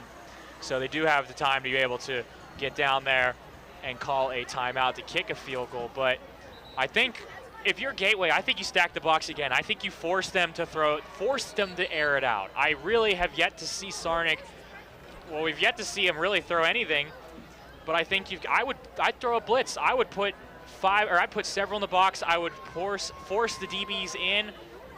I would make Franklin Regional almost give them the pass in the sense that you want to make them earn it in the air. 3rd and 15, 16 seconds left. They'll go to the air. Pressure, but they'll get this ball off, and it is intercepted. Going up, high pointing the ball, and a big turnover there as it's number 7 for the Gateway Gators, Inez Jordan, the senior. That's just a big mistake from Sarnik. If you're throwing a jump ball like that, it's got to be in the back of the end zone. You got to throw that one a little farther deep. And I almost think that the false start kind of negated their initial play. I think they wanted to do that, but the fact that they had the false start, had to move a little bit farther back, kind of running the same exact play, but this time right on the edge of that end zone. And that ball, it's underthrown a little bit, so good play from Jordan getting in front of it. You got to throw that thing either deep in the corner or to the sideline to make it a jump ball where either Jordan can get up and maybe get a hand on it, or it's a catch from the wide receiver, or worst, or I should say not the worst case scenario, it's incomplete past both of them. So it is Jordan, though, a terrific effort to read that pass, go up, high point it, and pull it down. We'll see what the Gators decide to do here with just 10 seconds left on the clock.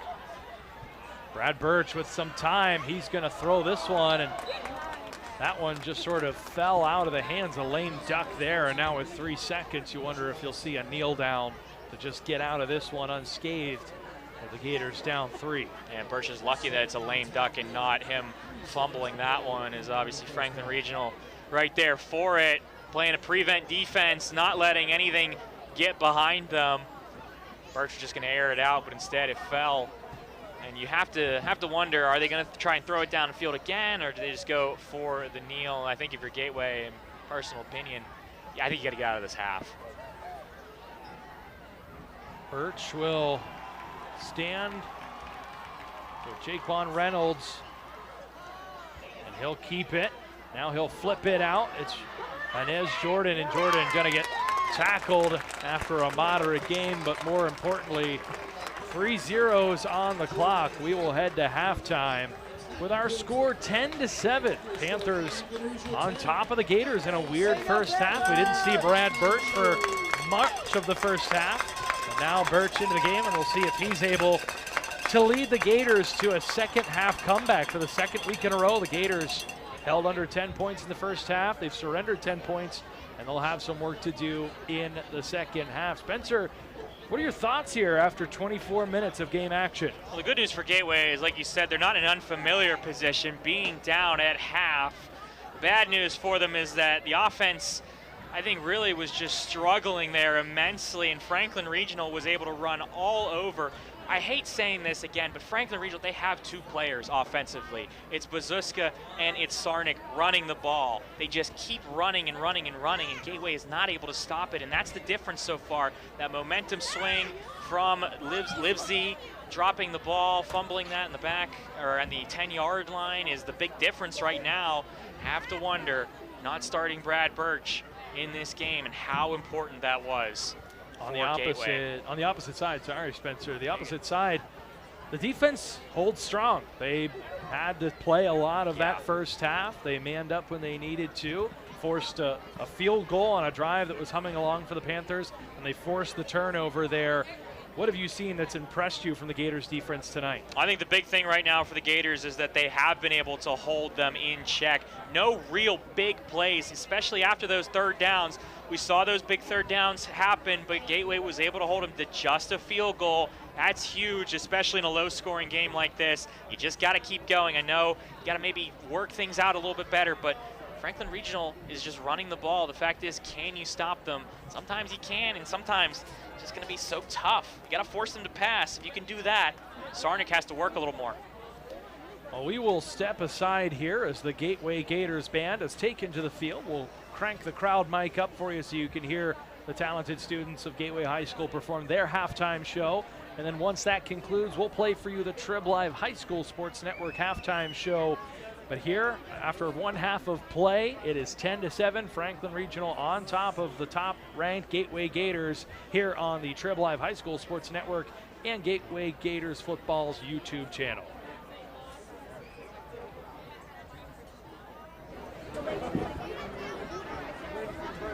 Good evening, ladies and gentlemen. Please welcome to the field the 2022 Gateway High School Marching Band. The band is excited to share their 2022 show entitled Headphones On. Tonight's performance includes the first 3 movements of their show and features Spirit in the Sky by Norman Greenbaum, The Marvel Studios Fanfare by Brian Tyler, Father and Son by Yusuf and Cat Stevens, and Mr. Blue Sky by Electric Light Orchestra. And now, the Gateway Music Department is proud to present drum majors Riley McDonough, Brandon Baker, and Landon Lohr, and the Gateway High School Marching Band.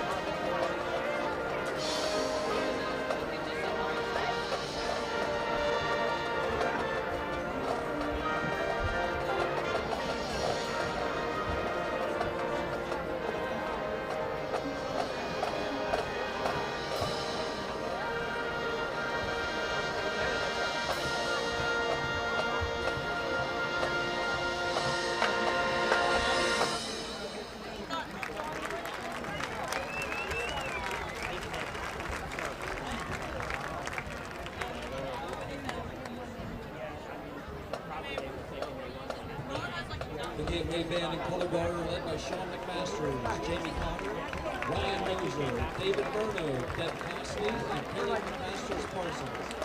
The music arrangements and drill design were done by Chad Heine.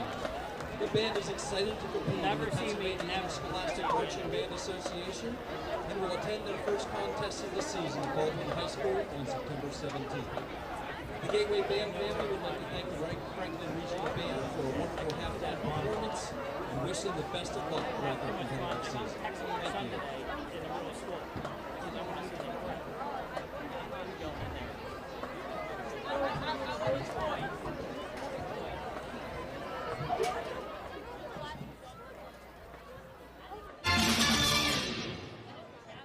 It's the Week 3 edition of the Halftime Show on the Trib Live High School Sports Network. Don Rebel with you. Hope you're enjoying the action of the contest you were watching or listening to on HSSN. Chris Harlan, my sidekick here at the Halftime Show each and every year, each and every week, is kind enough to join us here.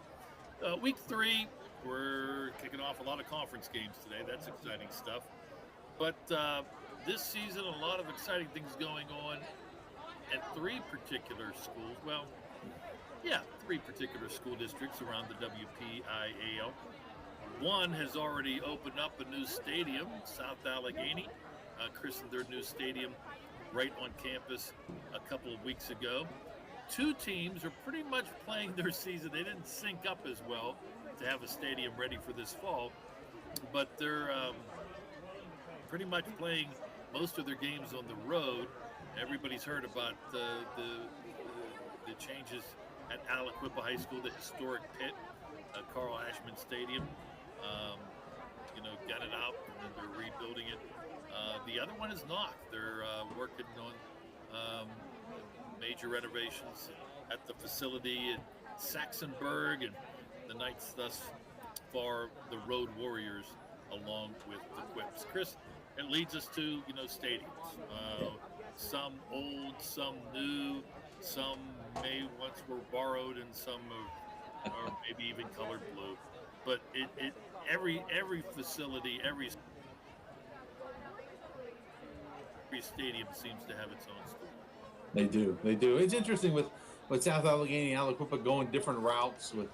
With South Allegheny, the old Glassport Stadium, I think, has been there since about the 50s. Where they moved their stadium, they moved up to a school where Aliquippa went the other way.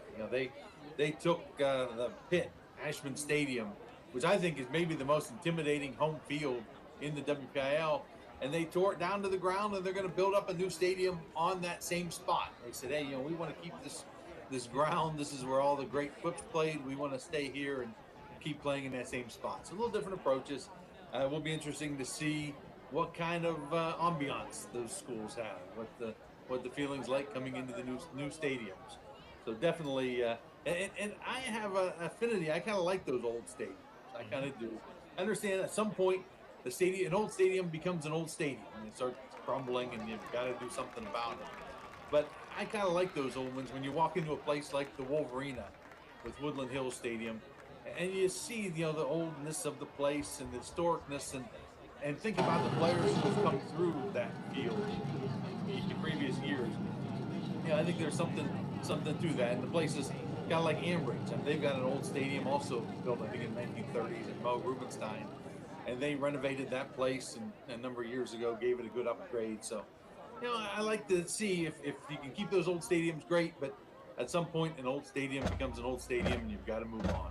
No, it's a great point, and I think especially with the mentioned Wolverina, they renovated, they made some changes, they updated things, so it's much more comfortable for the fan base, but yet there are still signs of what it used to be and signs of, yesteryear, so to speak, not only before Woodland, after at Woodland Hills, but Turtle Creek. Yes, and the Wolverine also has something to it with just how big it is. I think I've seen estimates that said it seats like 12,000, something like that. I think there was a time that USA Today had it ranked as one of the top 10 high school venues in the country. So it's pretty cool. And it has as much to do with the stadium as we played it. Also boosts up when you're looking for top venues in the country. If you lose all your games, who cares what your stadium is? If you play really nicely, have really good players, then you care. But to me, if you look around the WPIAL, there are some good stadiums that, some of the big ones like Martorelli at North Hills, Newman Stadium in North Allegheny, or maybe a Reeves Field that Beaver Falls uses at Geneva's Stadium, where they're big venues.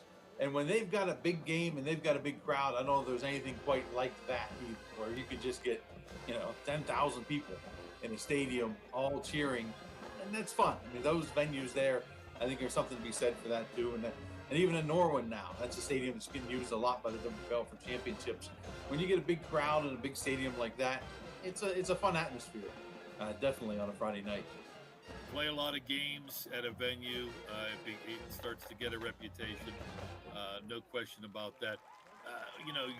We are lucky as members of the media, we're usually up high, sometimes a little too high and too far from the action, but nonetheless, you get to appreciate some of the panoramic views of the sprawling hills of Western Pennsylvania. And again, that's the mix of, the newer stadiums and some of the older fields, if you will, that allow you to easily imagine the game being played 20, 30, 40 years ago. Yeah. I also like those stadiums that are still tucked away in communities. They were built in the middle of a town. I think like Offutt Field in Greensburg comes to mind, where it's kind of right there in amongst houses. I grew up in Newcastle, so Taggart Stadium was that way. It's next to a junior high, but still it's right in the middle of a neighborhood where people walk to the game on Friday nights. And I think that's a fun tradition you see at some of those places. It also reminds me of Neil Brown Stadium with Clare, kind of there in a neighborhood. If you go there on a Friday night, people are walking. It's not just a line of cars coming in. People are walking up. Another one, I think it's a fun old stadium that's been renovated is Graham Field in Wilkinsburg. Historic. You can't say Graham Field without saying historic Graham Field. Another one there tucked into a community that there's something different when you see people walking up on a Friday night. I think Dormont Stadium could probably fit into that category too, where you see people coming in. You could have 100 people at a game at Graham Field, but if the band is located underneath that grandstand and they're playing, it sounds like 5,000 people. So I definitely agree with that one. Yeah. I also got to give some kudos to some of the new stadiums that are being built too. I mean, you look at places like South Fayette, they did a really nice job. Upper St. Clair built a new administration building right on top of their field, to make it part press box. So you see those stuff. I think the new LED lights, you're seeing these giant scoreboards. The Gateway's got one, North Allegheny's got them. The big video screens where you can see replays. So schools are putting a lot of money into these fields, and they're doing a nice job. So there's definitely something to be said about the nice brand new facilities. And I think that's where you're going to see at Aliquippa when they build theirs up. You're going to see the video screens. You're going to see the LED lights. You're going to see the bleachers that aren't crumbling cement. Yeah. Not quite the same old pit, but it'll definitely be a nice facility for Aliquippa to play. You're out there every Friday. I don't get to get you. I'm at World Headquarters every Friday. Saturday I go out. Two of the things that jump out to me, the Herman, Pennsylvania, home of the Summit Academy Knights. That is as old school as you can get. They used to set us up on scaffolding, but they now have a press box. That's a lot of fun. And Riverside Stadium, right? Riverview High School, along the banks of the Allegheny. Even though Riverview has struggled over the last couple of centuries, you get a beautiful fall afternoon, late fall afternoon, with the trees turning. Oh my gosh, what a backdrop! Yep, I like when we got the new stadiums. Last year, I got to see Springdale's on a Friday night for the first time.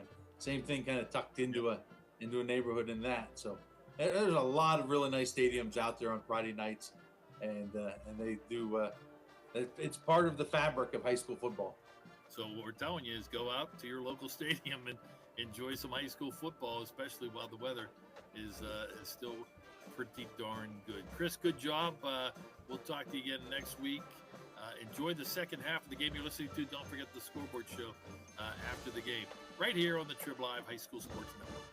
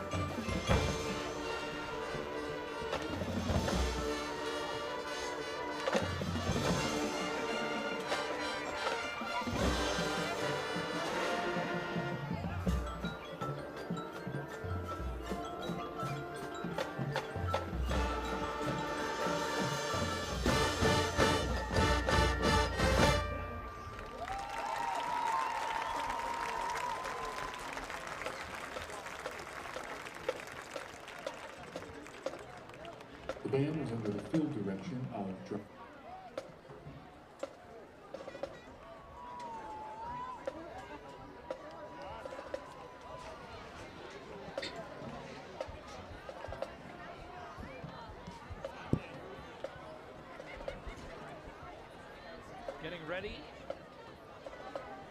Getting ready to go back in action here for half number 2. 3 minutes put on the clock to allow both teams to stretch.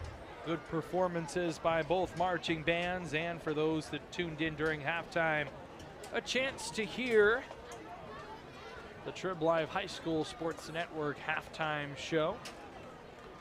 After one half of play here in Murraysville, Pennsylvania, it's the upstart Panthers hanging on to a 3-point lead thanks to 10 unanswered points after an early touchdown from the Gateway Gators. And we've seen that so many times this season, Spencer. The Gators have gotten off to a quick start with a quick touchdown and then seen that offense sort of sputter. It was a 16-yard touchdown pass on 3rd and long from Brad Burch to Sherrod. I think that Leonard Sherrod, the senior. And Burch did not play much in that first half after battling through an injury, not playing at 100%.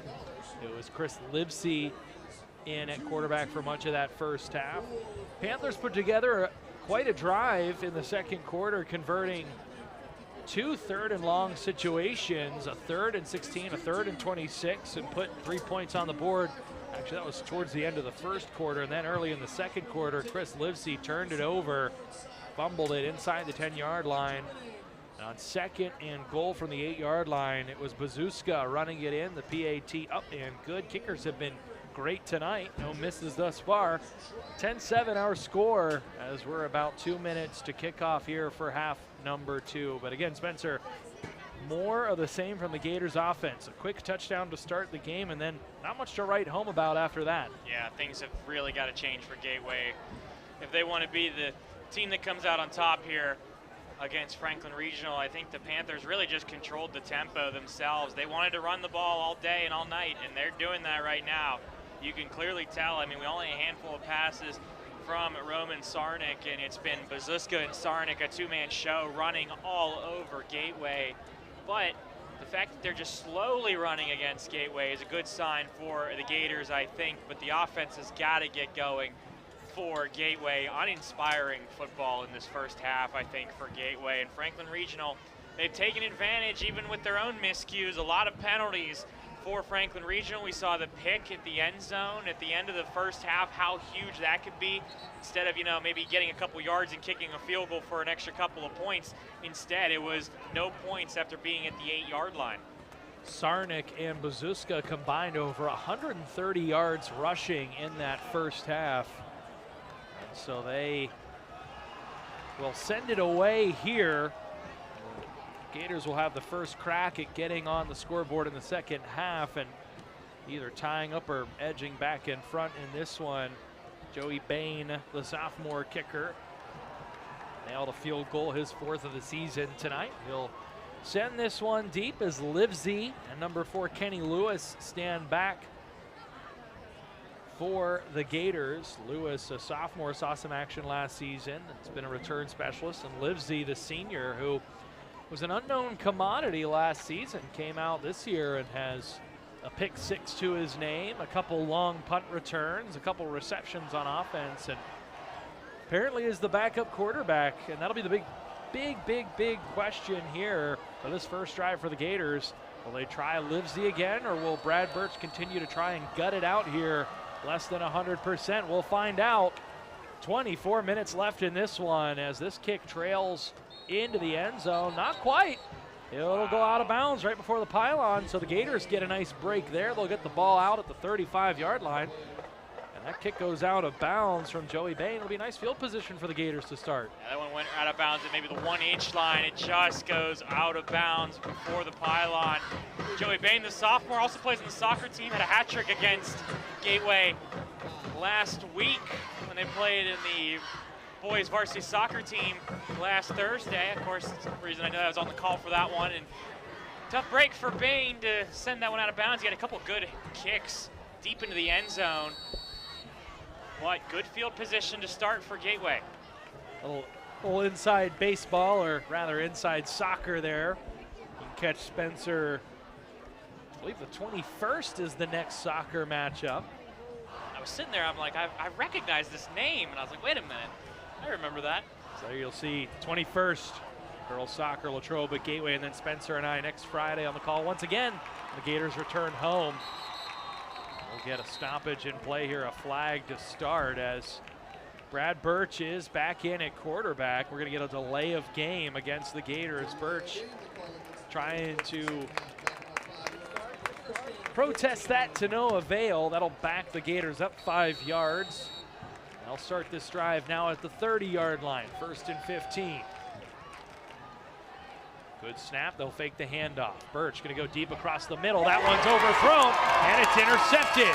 And quickly coming back the other way, Franklin Regional.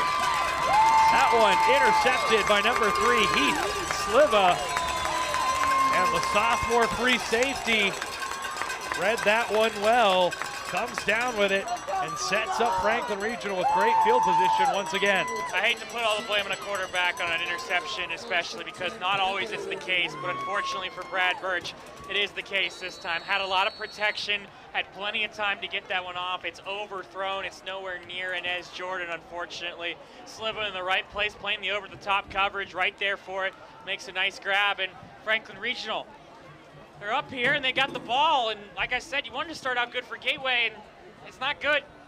You might start pulling that alarm. Burch's 4th turnover on the season, and now a nice run there by Bazuska on 1st down. That looks like that'll move the chains once again. As the officials usher them down forward. Bazuska, you see again, the Gators in that 2nd quarter, and now to start the 3rd, not able to keep the edges sealed, and Bazuska eating up yards on the outside all evening long. They are going to keep doing this all night long until Gateway can stop it. And unfortunately for the Gators right now, they can't. I don't know what to change, really. They just can't stop these two. 2nd down now. It'll be a keeper. Sarnik stuffed. Not a whole lot of running room there. Looks like he might have gained a yard on the play, but not anything more. That'll be 2nd and long. And Sarnik hoping for the block from the right tackle, just unable to get there in time for him to bounce out wide, but Gateway right there for it. Be 2nd down, and no gain on that one, it looked like, for Sarnik. And empty set for Sarnik. You have to assume he's going to run it again, right? You got to assume you're staying home. He hasn't passed much on 2nd down, but we'll see. Maybe a little bit different here. Haven't thrown it to Hudock yet. Now they will quickly get it out. That one intended for number 2, Cole Brinker. That one, a nice ball there along the sidelines under duress, but in and out of the hands of the junior wide receiver. And you know what? I actually really like that play call from Franklin Regional. You know why? Because Sarnik looked like he was going to run the whole time, and you got to hope that maybe a DB steps up just trying to make the play instead. He got that ball over to number 2, Cole Brinker, but Brinker butterfingers on that one, unfortunately. So it'll be 2nd now, 3rd down and 10. Quarterback keeper designed run. He's tripped up, hit hard. Looks like that was number 10 for the Gators. Ricari L coming from the edge there, laying the boom, and now 4th down. The field goal unit will come on. So after the interception from Brad Burch, crisis averted, and now again, an opportunity to keep this at a 1-score game. And they'll bring Bain back on for the field goal, who had a field goal earlier in this game. The positive glass half full right now is that Franklin Regional's only looking at a field goal compared to a touchdown. Gateway was able to just hold them deep in their own zone. Snap good, kick is up, and that one's good from about 34 yards out, so 2 for 2. Bain up and good. Number 22, Joey Bain. So Panthers extend their lead to 13-7, and if you're the Gators, gotta feel good about this defense. While they've been gashed through the running game, they have been opportunistic with some turnovers and some stops, forced a couple field goal attempts, and now if you can get that offense going down the other way, you've got a chance to tie this up quick. But unfortunately for Gateway, that's the if. I mean, give the defense a lot of credit. Franklin Regional, other than running the ball, if they keep running the ball, they're doing well, but when they are stopped, that's it. So Gateway is at least holding them then when they're able to stop them, but the offense has just unfortunately not gotten going yet. Scores from out of town. Hempfield is all over Shaler. Bell Vernon up 13-7 over Penn Trafford, and Plum up 21-7 on Norwin. So those are your other Big East teams in play tonight, including that Plum-Norwin matchup that is a conference matchup. So Plum trying to move to 1-0, as are these two teams here. That one does sail into the end zone. Bain avoids putting that one out of bounds, and so Gators will start at their 20 after a third down interception throw there. The offense will come back out under the direction of Brad Burch, and we'll see, can they put something together here? The defense has held Franklin Regional 13 points. The offense got to do their part, got to put some points up on the board, and Burch trying to play through some pain here, see if he can get it done. And how much of that pain and injury is causing a big effect on Brad Burch here? We saw one underthrown on that last drive before halftime, and we saw one overthrown there. A big pop here. Oh my goodness. Jaquan Reynolds stood up by number 57, Owen Sinclair. Oh, 6'1", 235 pounds of him, and wow, that's a bad man right there. You watch him driving Jaquan Reynolds into the backfield. That's a good play from Sinclair, getting underneath of Jaquan Reynolds and just pushing him back and then putting his hands out like this is too easy for him. Try and do it again here. Again, the passing's got to get going for Gateway if plays like that are not going to work. Low snap. They will go with the play action fake and a throw deep downfield. It's Livesey behind the defense, and that one will gain the pass interference penalty as Livesey came back, and I think Spencer, the big thing there, the crowd, they're going to complain, but the DB didn't get that head around. He never looked back. They're going to call that every single time, and that was the reason for the pass interference, unfortunately, for Franklin Regional. I know the fans aren't going to be happy with it. The ball was underthrown just a bit. And that's the reason. All you got to do is turn around. You turn your head just a little bit. That's not a pass interference, but you never played the ball, and they're going to call that every time. And credit to Livesey for setting that up by actively going back and trying to get that ball, which the receiver has every right to do, and the DB does as well. But again, you explained it well, Spencer, not getting the head around and not making an active play on the ball and impeding the receiver from being able to do such. Yeah, I realize you got to stay with him. It's not easy because the ball's over him. You don't know until Livy turns back. You got to turn back with him, unfortunately, for Franklin Regional. So that is a 15-yard penalty here in high school. And more importantly for the Gators, a fresh set of downs after what was 2nd and 11 from the 19. That'll move them to the 34-yard line, and Burch in the shotgun with Reynolds, the sidecar to the left. They'll fake it once again. Reynolds, or rather Burch, almost losing his footing. He's on the run. He's going to let this one go. Has Reynolds downfield, and Reynolds loses track of it, can't haul it in. Oh my goodness. He would have had one man to beat there in Aiden Hudock, but he would have at least had a 30-yard gain or more had he been able to put the mitts on that one. Oh, blown coverage. You see it's one-on-one. Roman Sarnik is the underneath coverage. There's nothing helping over the top. So you saw Reynolds just go out there. That ball was almost a perfect play for Gateway. Reynolds just not able to haul that one in. So now, 2nd down and 10. Ball at the 34-yard line, and the Gators will take another stab at it here. Livesey, the man in motion. The ball is fumbled. Did Burch get back onto it? I think he did, but a low snap there. So that'll drive it back. It'll be 3rd and long. So another gut punch for the Gators, who looked like they were going to have a big game, but instead you go now 3rd and long. Looks like it'll be about 3rd and 16. The ball back at the 29-yard line, 3rd and 15 officially for the Gators. And I'll tell you what, I want to give credit, but that's the 3rd or 4th low snap we've seen from Gateway this evening. So Burch, in what will almost certainly be a passing situation here. Play action fake, pressure in the backfield. They'll go deep. They have a man open, and again, just off the mark. Another man wide open in Remy Bose and Spencer. The guys are getting open. The ball's just not getting there. Yeah, another open play and another one that Burch is kicking himself for. Take another look at the coverage. You see it's a slant route. No one there. Number 3, Franklin Regional, Heath Sliva, is the only one who can able to get over there, and I think he might have cut in a little bit too aggressively. But nobody there for Franklin Regional and nobody able to grab that for Gateway. That's a tough break for the Gators. The offense not getting going again. It's the pass interference, the only thing that moved that ball down the field.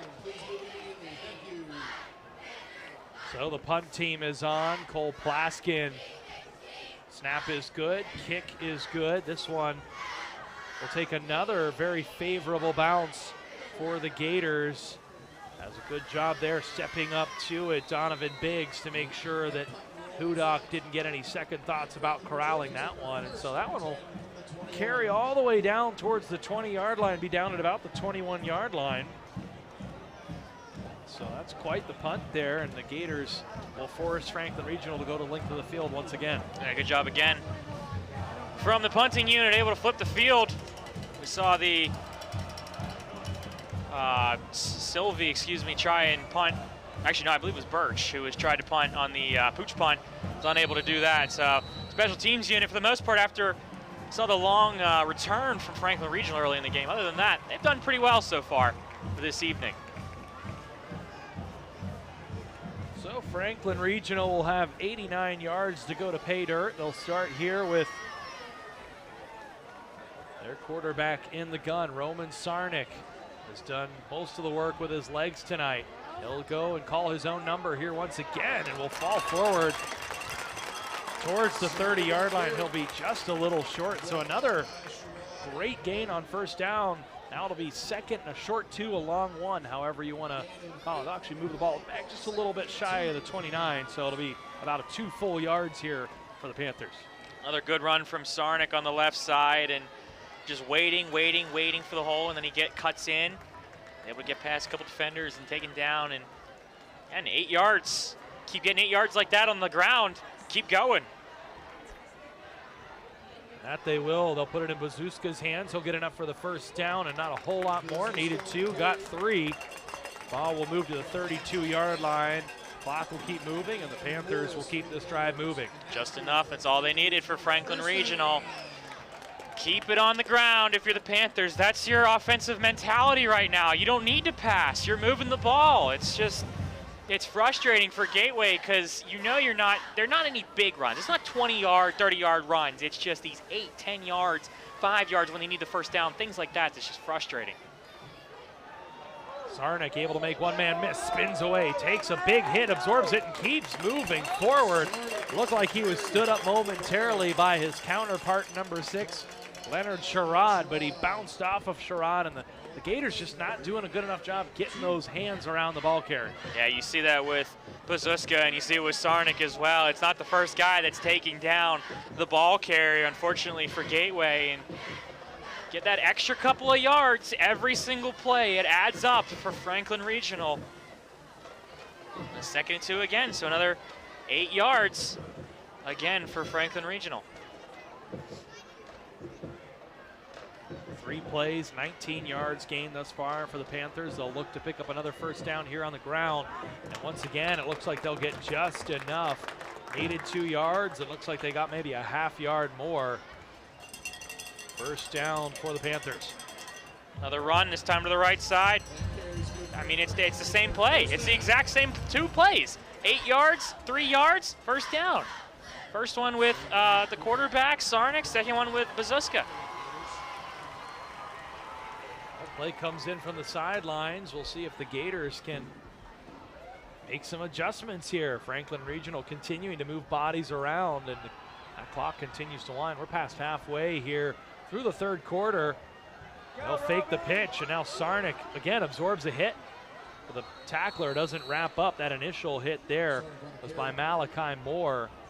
It took a gang of Gators defensive men led by the talented linebacker Remy Bose to bring Sarnik down. He'll gain about 2 there on first down. It'll bring up 2nd and 8. Sarnik is very brave to stand in that pocket and just absorb those hits, especially for a quarterback. It's not something you see too often. It's just this defensive Gateway. We know that they're good. We know that they have really good players on the defensive side, but Sarnik is not afraid to get in there and get those yards.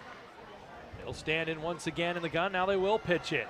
That's Bazuska. Bazuska able to make a few miss. There he goes. Puts the head down once again. Gets close to first down yardage. And I think they're going to mark him about a yard short. We'll mark it at about 3rd and very, very short. Another great second effort by Bazuska. There's tackles like that. Ricari L on the right side there, unblocked, is not able to wrap Bazuska up. It's kind of been the storyline for the defense this evening. They aren't playing bad. They just aren't getting that slight edge to be better than Franklin Regional overall. They're holding them, but they're keep moving Franklin Regional, and that's the issue. 3rd and short at the Gators' 48-yard line. Can they make a stand? It's a keeper right up the gut. It looks like Sarniak going to get just enough there to keep this drive moving. And they will. They'll mark it a first down. They got just enough, and that's been the story, Spencer. Big first downs, and then getting just enough on 2nd and 3rd to keep this drive moving. And the clock continues to tick down for Franklin Regional. Every single play, you're taking 25, 30 seconds off this clock, and it just keeps ticking, and they're moving forward. Now at this point, any points would make it a 2 or 3 score game, and then from there, you just start playing the math game with how much time is left after that one blown dead, a procedural penalty, a false start against the Panthers. But Spencer, I mean, God forbid the Panthers go down here, score a touchdown. A field goal makes it a 2-score game. A touchdown still makes it 2 scores, but if they tack on, if they go for 2, it could make it 3 scores. I think you've got an opportunity here where this could start to be a place where you have to do some math and start really hustling here. So we'll see what happens. The Gators almost jumped there. Now they're caught a little flat-footed. 3 guys tracking down Bazuska in the backfield, but he's able to slip away. And now a flag comes in very, very late. We'll see who that was against. It's amazing. There's 4 guys in the backfield, and Bazuska is able to get away. I mean, this is just incredible running from this young man here for Franklin Regional. How they are able to get away from these defenders and get productive yards out of it. Although I think we might have a penalty. I saw the flag there. I don't know if this is going to negate this. Personal foul. Well, it's going to be a face mask on the defense, and so that will make it an automatic first down. Now Bazuska is down. It looks like he's just cramping a little bit, so they're stretching him out down there. And boy, Spencer, with the workhorse he's been tonight, I'm surprised he's made it this far without a cramp. Yeah, he's going to need a couple ice packs after this one on his legs, him and the quarterback, Roman Sarnik, and it's just been incredible how 2 players, and I'll give the offensive line credit. I'm going to give the wide receivers covering these DBs, blocking these DBs credit as well, the tight ends, but it's just amazing how 2 players are controlling this game right now. That's it. 2 players are controlling this game. And even Sarnik on the other side of the field, he's had some tackles himself. I mean, they are controlling this game, and Gateway doesn't know what to do right now. Even when things go right, they got 3 guys in the backfield. Bazuska just runs right by them.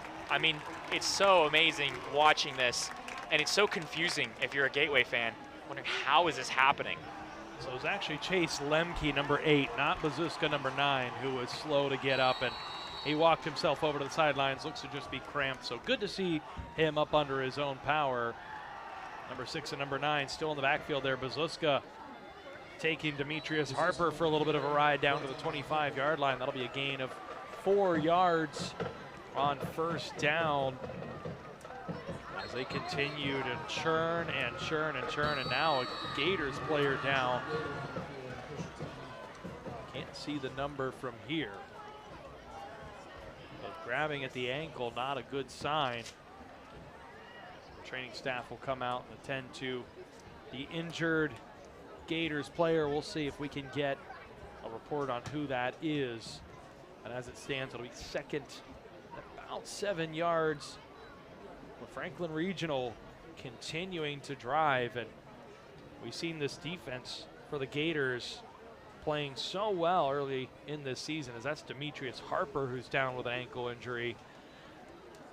And they've been so sure-handed tackling, producing takeaways, and they do have the one interception tonight that ended the first half, but the tackling just hasn't been there tonight for the Gators. No, and it's frustrating if you're Gateway, because again, I'd argue, and it's a controversial argument if you're a Franklin Regional fan, that defensively Gateway is performing very well against Franklin Regional. They're holding them to only these runs, but it's plays. I think the play a couple plays ago where, again, they had 3 guys in the backfield and they could not bring down Bazuska.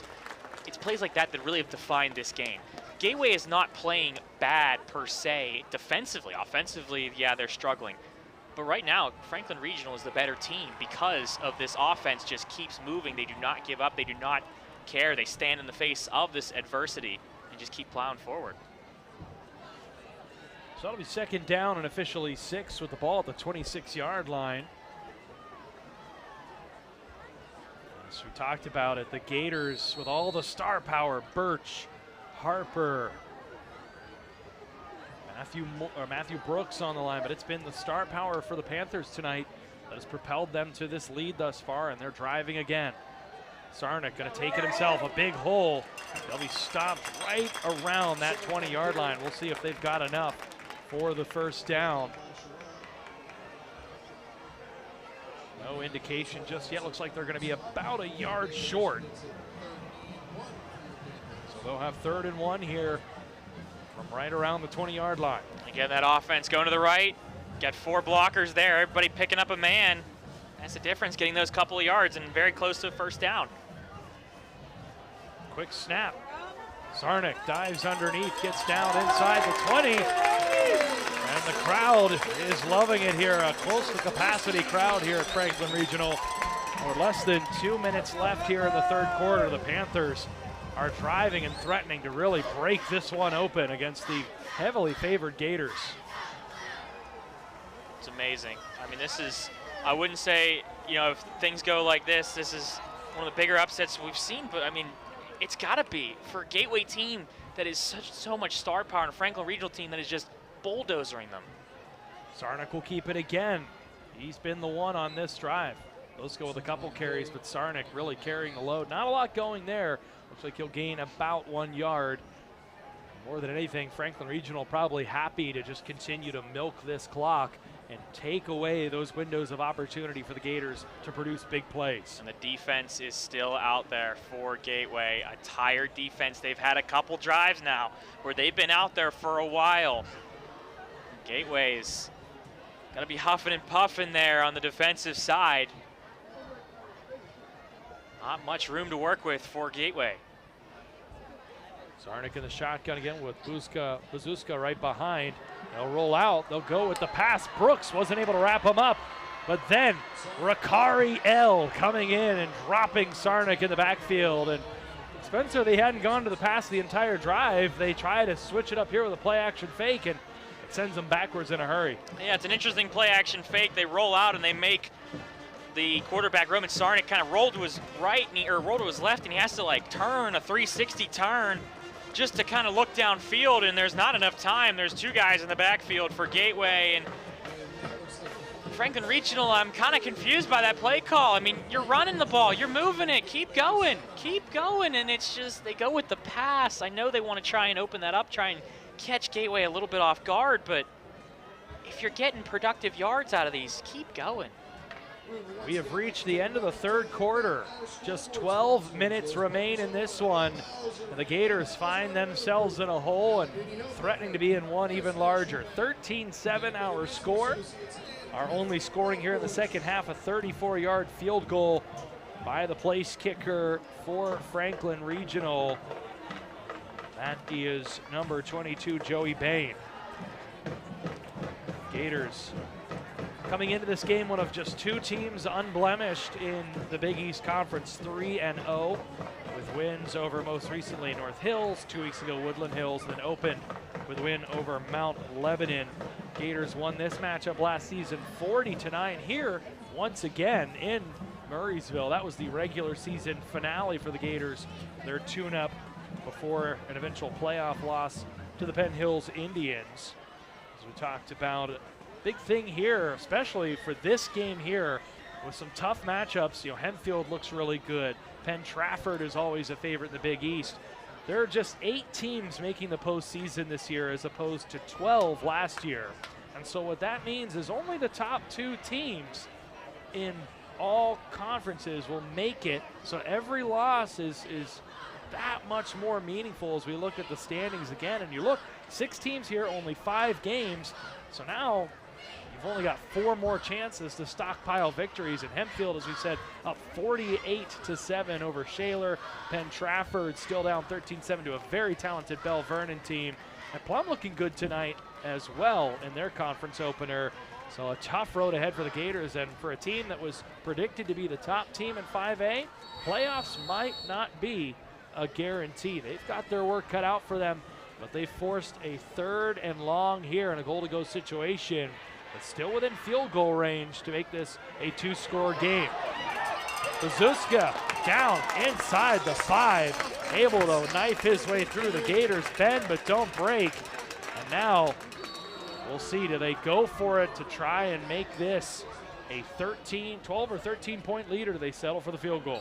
We got Bazuska is down on the play as well, which is not a good sign for Franklin Regional. But you talk about it, bend but don't break, but they keep bending. They're going to get to a point where they're just folded in half. I mean, it's bad for Gateway right now. The blocks upfield have been phenomenal for Franklin Regional. That was a play. Sarnik went in motion. Bazuska's in the backfield. You know it's a run. There's no way Bazuska's throwing this ball. He runs to the right, and he still is gaining the first down on this. I mean, well, I shouldn't say the first down. I believe it was in goal. But he's still gaining these productive yards. I mean, this is amazing how they're doing this against Gateway. This Gators defense that we've seen them. They held Mount Lebanon to 6 points. They've held these teams to single digits and double digits. I think the most that we've given up, the most they've given up is what, 20, I believe? 17 last week against North Hills. Yeah, so the fact that Franklin Regional, a touchdown here, they'll score the most points against this Gateway team, and they're doing it on 3 plays. Well, and that's 17 points. Good to note that it was a kick return touchdown as well. So Even really, then, the defense only surrendered 10. You look at it, that's 16 points in 3 games. As we take a look at their schedule moving ahead, certainly the road ahead does not get easier for the Gators. They got to return home to take on Plum, who's staring down 1-0 in conference play, and then they'll head out even further east against Hempfield, a Spartans team that looks like they've got some magic going, and then 2 big games against Penn Trafford and a McKeesport Tigers team that has been blowing the doors off of people and impressing people early this season before coming home to take on Norwin and ending the season against the #1 team right now in 6A, Central Catholic. So a tough schedule ahead for these Gateway Gators. So 4th and 5, decisions for Franklin Regional. well, it's a 1-score game, and I think if you're Franklin Regional, I would think you'd have to kick this. I think that you want to make this a 2-possession guarantee. If you've got Joey Bain, who's a pretty good kicker himself, but he's lined up over there as well, so it looks like they might be going with him to kick this and make it, like I said, a 2-possession game. They're letting it wind down. We'll see if they call the timeout or are they going to back it up. They will call the timeout. Sometimes you'll see them back it 5 yards on a penalty to sort of give a better angle for the kicker because that ball on the right hash. But it will be a field goal attempt upcoming to make this a 2-score game with 11 minutes and 20 seconds. And so far, Bain has been excellent for Franklin Regional. Joey Bain, the sophomore kicker, had the hat trick, as Spencer had noted, in the soccer game against the Gators, and now trying to put 3 more on the board once again. It's not a guarantee, you know, tough hash. You don't know if he likes the right hash or the left hash better, but if he converts this, Gateway is in a lot of trouble right now, especially if Burch and the offense cannot get going. I think regardless of what happens here, if Bain kicks his field goal and converts it, or if he doesn't, even if he misses it, this next possession for Gateway, I think, will define the game. I think this will be obviously you've seen crazier things happen, but I think that this next possession for Gateway, regardless of what happens, might be the difference in this game. So this will be a 22-yard attempt, the shortest of the night for Bain. Snap down, hold good, kick is up, and that kick is good. So Bain, we've talked about it. We've talked about Sarnik and Bazuska, apologies, being really the guys carrying the load tonight for Franklin Regional.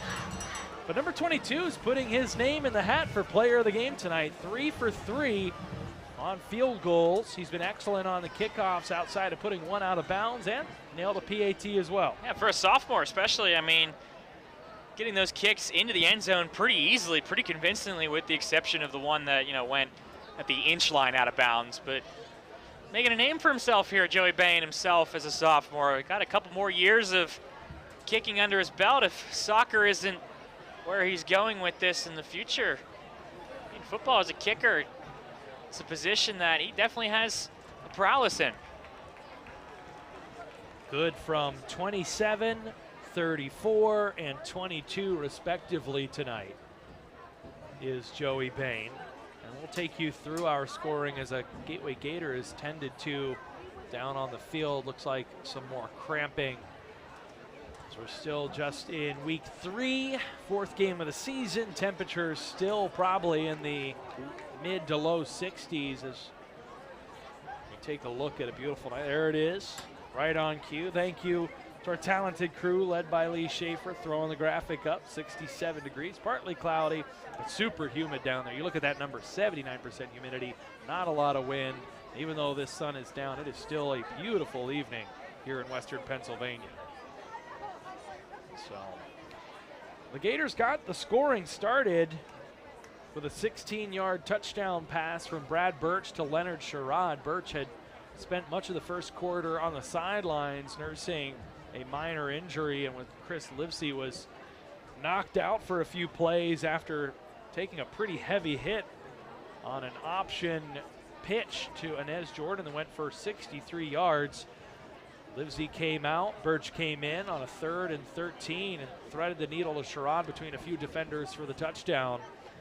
After that, Franklin Regional put together a sustained drive, converted 2 3rd and long situations. As we see, it's Remy Bose down once again, getting stretched out. Bose, one of many Gators that plays both sides of the football, so certainly more likely to sustain some cramping as he's struggling to get to his feet, limping off. Hopefully he'll be able to get stretched out on the sidelines and back into this one. So that drive ended with Baines knocking the first of his 3 field goals through from 27 out. And then a turnover. Chris Livesey had the ball stripped away on the subsequent drive, and just a few seconds into the second quarter, it was an 8-yard run on 2nd and goal for Bazuska. PAT up and good from Baines. Bain made it 10-7. Franklin Regional, their first lead of the night. They've led ever since. A couple field goals here in the second half, one in the 3rd quarter from 34, one here at the start of the 4th from 22. At 16-7 is our score. The Gators will get the ball back here. Still a lot of time left in this one, Spencer, but if you're the Gators, it really feels like now or never. Yeah, it's now. I hate to say it, but it is now or never for Gateway. This is a drive that they need points. It's a touchdown or a field goal is one thing, but they need points here, because you give the ball to Franklin Regional back, they're going to draw down 5 minutes of the clock easily just to keep running. Kick from Bain, carries but does not go into the end zone. We'll have a return here. Kenny Lewis takes it inside his own 10, up over the 20, and he'll go no further. He'll get dropped right at the 20-yard line, and so the Gators will have 80 yards to pay dirt. As it looks like on the scoreboard, Penn Trafford has scored a touchdown to leap ahead of Bell Vernon. Take a look at the replay there. So 14-13, Penn Trafford over Bell Vernon in that one. We'll try to keep out-of-town scores updated. Big shout out to the nice facility here at Franklin Regional. They keep them scrolling by on the scoreboard every few minutes. Makes my job a lot easier. I don't have to scroll through Twitter. Yep. Yeah, it's impressive. I thought, nice scoreboard there. Yeah, you don't see that too often around the WPIAL, giving other scores and giving little sponsors and logos and stuff like that. And a great crowd here on hand tonight. Both fan bases have shown up in full force. Good snap. Burch with time to throw. Now he's going to take off with it. Able to make one defender miss. He'll get out towards the 6. He stood up just shy of the 30-yard line. Looks like they'll mark him down at about the 27. Actually, they'll mark him all the way up to the 29. Nice spot there. The forward progress will make it 2nd and 1. Good protection for Burch. He had all the time in the world, and he decides to take it himself. Nice tackle, though, from Aiden Hudock, but that's positive yards. That's moving the ball. That's what you want. Going to open up the passing a little bit, but you can't. At least you're moving forward on the run. And again, it's Burch keeping it here. Is able to knife away from the first would-be tackler. He'll get up to the 35. Needed 1. Ended up with 6. That's a first down. A first down, and we've seen that option play work earlier. The triple option where they got the running back Reynolds in the backfield as well, and then Burch keeping that one, so see if they keep up with that. Yeah, they'll keep it moving quick, and this one sort of hangs up there. Livesey going to have to go up and try to get it, and that one gets pushed away. Livesey kind of had to play a little defense there to keep that out of the hands of Zach Bazuska. That's good play from Bazuska, both sides of the field again for the running back, and now the DB plays that one well, staying with that one. Played the ball the whole time, and like you said, Chris Livesey playing as a defensive back there himself to keep that one from not being picked off. Burch took a bit of a shot there at the end of that one to the midsection. He'll stay in, not playing at 100%, but trying to will this Gators team to another come-from-behind win. He'll go to the air again. He'll go across the middle of the field, and that one behind the receiver, a bit of a miscommunication, and now Burch dumped again. Has to pull himself up off of the turf. His teammates want a roughing the passer penalty. Take a look.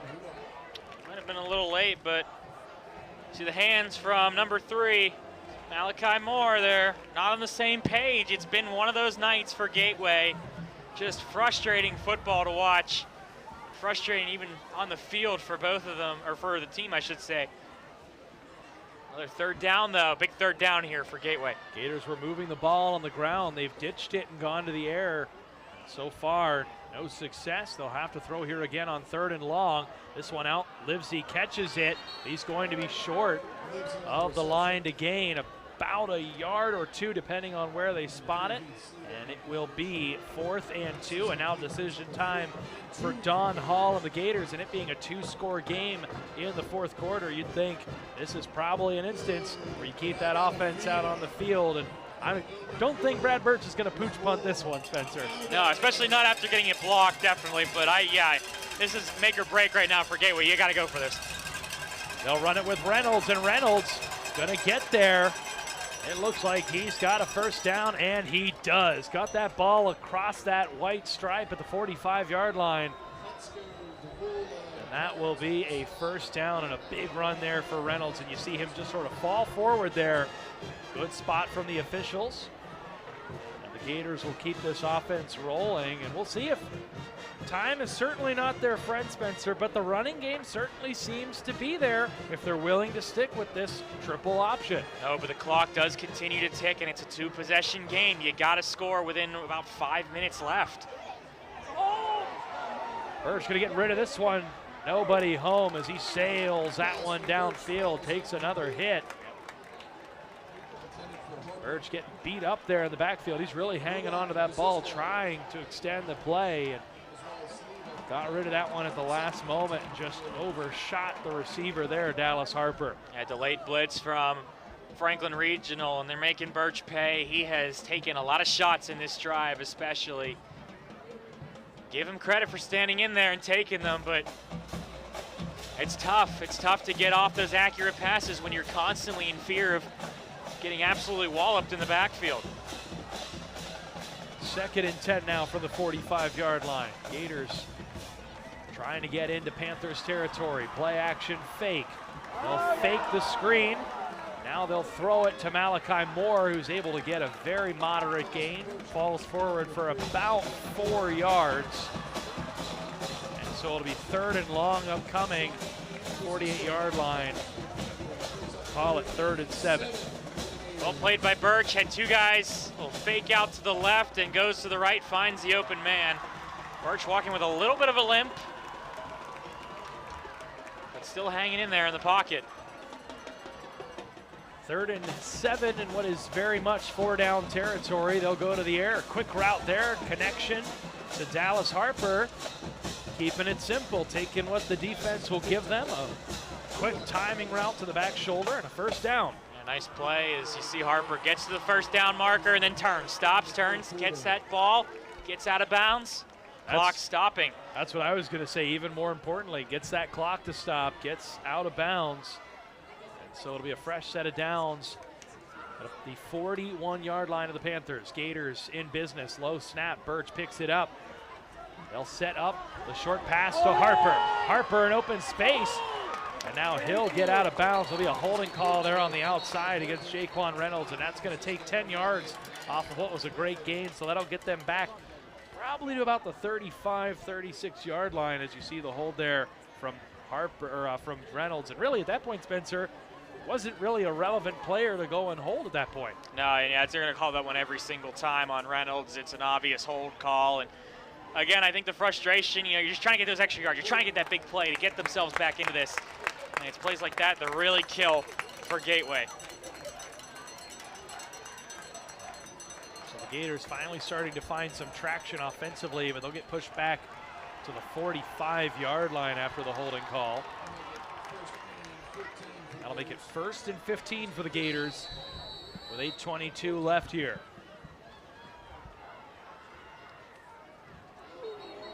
And offsides there as it looked like knifing through. Aiden Hudock just timed that one wrong. So they'll give 5 yards back to the Gators, and it'll effectively be 1st and now 9 for the Gators at the 40-yard line. Yeah, Franklin Regional needs to clean up these penalties here a little bit. They've got a lot of penalties themselves throughout this entire game. A lot of offsides. I think we've seen at least 3 or 4 offsides on a play that, hasn't even started. Get this one off cleanly, and Burch gonna let this one fly, has an open man, and that's out of bounds. Malachi Moore can't keep his feet in bounds, and Burch just wasn't able to get the zip on that one. Not sure that has anything to do with his current health standing, but couldn't put that one on a rope, and by the time he got some more, he had lost track of where his feet were, and equal parts long throw, receiver that didn't do enough to keep himself in bounds. Yeah, I will say it's a little bit of both. That throw was taking him out of bounds.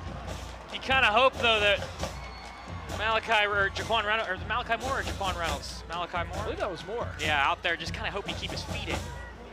They'll go to the air once again. That one's tipped, and it's intercepted. Now there is a flag on the play, but it's a holding call against the offense. It is declined, and Franklin Regional may have just made the play that would put this one out of reach.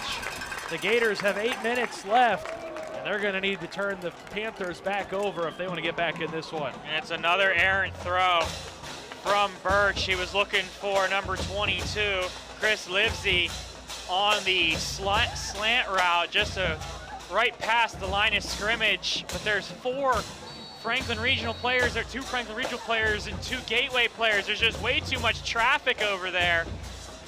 Looked like the Squirrel Hill tunnels in rush hour. I mean, there's nowhere to throw that ball to, and unfortunately it's errant. And when you have a play like that, someone usually can get a hand on it. Franklin Regional does.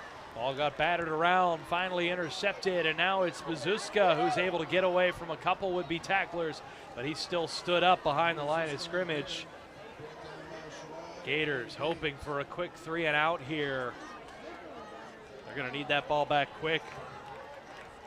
And the good news is they do have the 3 timeouts. Gateway does, but it's a 2-possession game. I mean, and I almost want to joke and say you don't expect Franklin Regional to throw the ball, not because of the time, but because they really just don't throw the ball. So you're expecting them to just kill this clock as much as they can.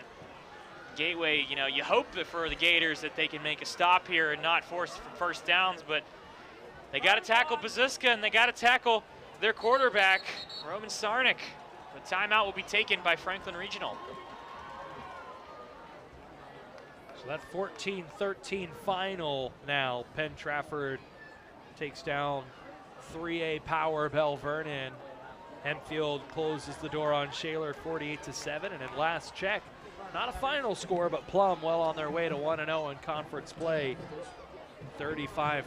And boy, wouldn't that be something, Spencer? You drive home tonight with Plum and Franklin Regional in the driver's seat at 1-0. Granted, Penn Trafford hasn't played any games yet in conference play, neither has Hempfield. It certainly looks like Hempfield is a talented team, but can only win the games that are right there smack dab in front of you. And Plum has been getting it done tonight. Franklin Regional 7 minutes and 14 seconds away from an upset over the #1 ranked team in 5A. I mean, it's early in conference play, but it's still conference play, and you don't have as many games as you think. The fact that Plum and Franklin Regional will be up in the top of the conference standings. What a world we live in right now here in the WPIALs if that's the case. Sarnik will shift out. Now a flag comes in. It's another false start for Franklin Regional. They cannot keep doing this. You're just giving them the door, leaving it open, and somehow losing the key for the lock for Franklin Regional if you're going to try and shut the door on Gateway.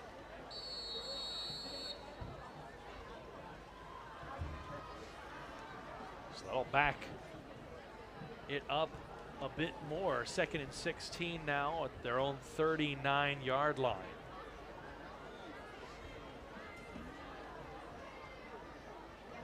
Out of the shotgun. Sarnik will keep it himself, lower the shoulder. He'll get to what looked like about the 43-yard line before he gets tossed backwards like a rag doll, but not before he inflicted some pain himself. And so that will move it to still 3rd and long, but about 3rd and 11, and the Gators have an opportunity here to try and get Franklin Regional off the field. And if they can get a quick score, then you've still got some timeouts in your back pocket to work with to make this a game. But you need that quick score, and that's the big issue for Gateway right now is Franklin Regional. They're going to kill at least another several seconds off of this clock, and you're probably going to get it down to about 5.5 if you punt, even if you don't get the first down here. Now the Panthers will take their time. Play clock down to 6, down to 5.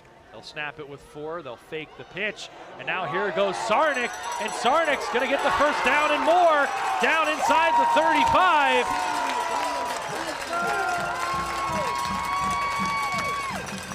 I have no words. The folks here in Murraysville can taste it. That's a big first down because that clock is going to continue to run, and Don Hall's going to have to start thinking about taking some timeouts. It's 3rd down again, and this is actually really good play calling. You saw several Gateway players going straight for Bazuska. They thought it was going to be him, but Sarnik, who we hadn't heard his name be called for a run play in a while, is able to go up the gut, the right-hand side, and just get that first down, muscles his way through. Sarnik and Bazuska look like they want this win more than Gateway right now, and they are doing everything they can right now to do it. Fresh set of downs with 5:40 on the clock. Sarnik will keep it again, lower his helmet, get down to about the 31-yard line. So that will be a gain of 3, and there it is. The Gators will take their first timeout. You kind of have to at this point. Yeah, you definitely have to take one now and maybe more mentally take a timeout, if anything, especially for Gateway. The alarm should be sounded right now. It's definitely been sounded since the beginning of this 4th quarter. This is rough football for the Gators. You know, give the defense some credit. I will say this: they have, like you've been saying all game, bend but not break. But the problem is, and I made the reference before, when you're folded in half because you keep bending and bending because it's the only thing you're doing right now. The offense isn't doing anything. It's tough to just keep yourself in it mentally and physically. And mentally right now, Gateway is clearly not in it. give up 16 points, right? Yeah. Not perfect, but not a crazy high amount with what you anticipated coming into this season, being an offense with Jaquan Reynolds, who had nearly 1,000 yards from scrimmage last season and a half a dozen touchdowns. You have Dallas Harper, who's looked like a world beater on both sides of the ball here in the first few weeks of the season. And you've got Brad Burch, a quarterback who, even though he's playing through some stuff tonight, he is a Division I recruit who put up over 30 touchdowns last season. And this offense, through 4 games this season, just has not found that rhythm, that consistency, that chemistry. And unless they find some sort of miraculous comeback here, they're going to have some soul searching to do after their first loss of the season. And another false start. And that's got to be one of the things for Gateway that's frustrating as well. Yeah. You would think, is that the opportunities have been there. Franklin Regional has played a safe game, but they haven't played a perfect game. No. They've been highly penalized. They've turned the ball over. They have not punctuated drives with touchdowns. I mean, if Gateway puts 1 or 2 more scoring drives together, the story of this game is Franklin Regional not being able to finish drives with touchdowns. Yeah, but Franklin Regional has only had 1 punt this entire evening. And it was a pooch punt. Sarnick once again with some room to run. He gets upended by Dallas Harper, but not before he gets a good chunk of yardage, and will bring up another 3rd and short. Now the Gators will let this clock run and bank on getting a stop here and getting the ball back. You wonder if this is 4-down territory for Franklin Regional, or if they might try a long field goal. Bain has been excellent. Another field goal would make it a 2-touchdown game as opposed to just needing a touchdown and a field goal to win it. That changes the dynamics of what the Gators have to do drastically. As it is here, it's a 3rd and short. Gators need a stop. Sarnick puts the head down, and it looks like they will get that stop.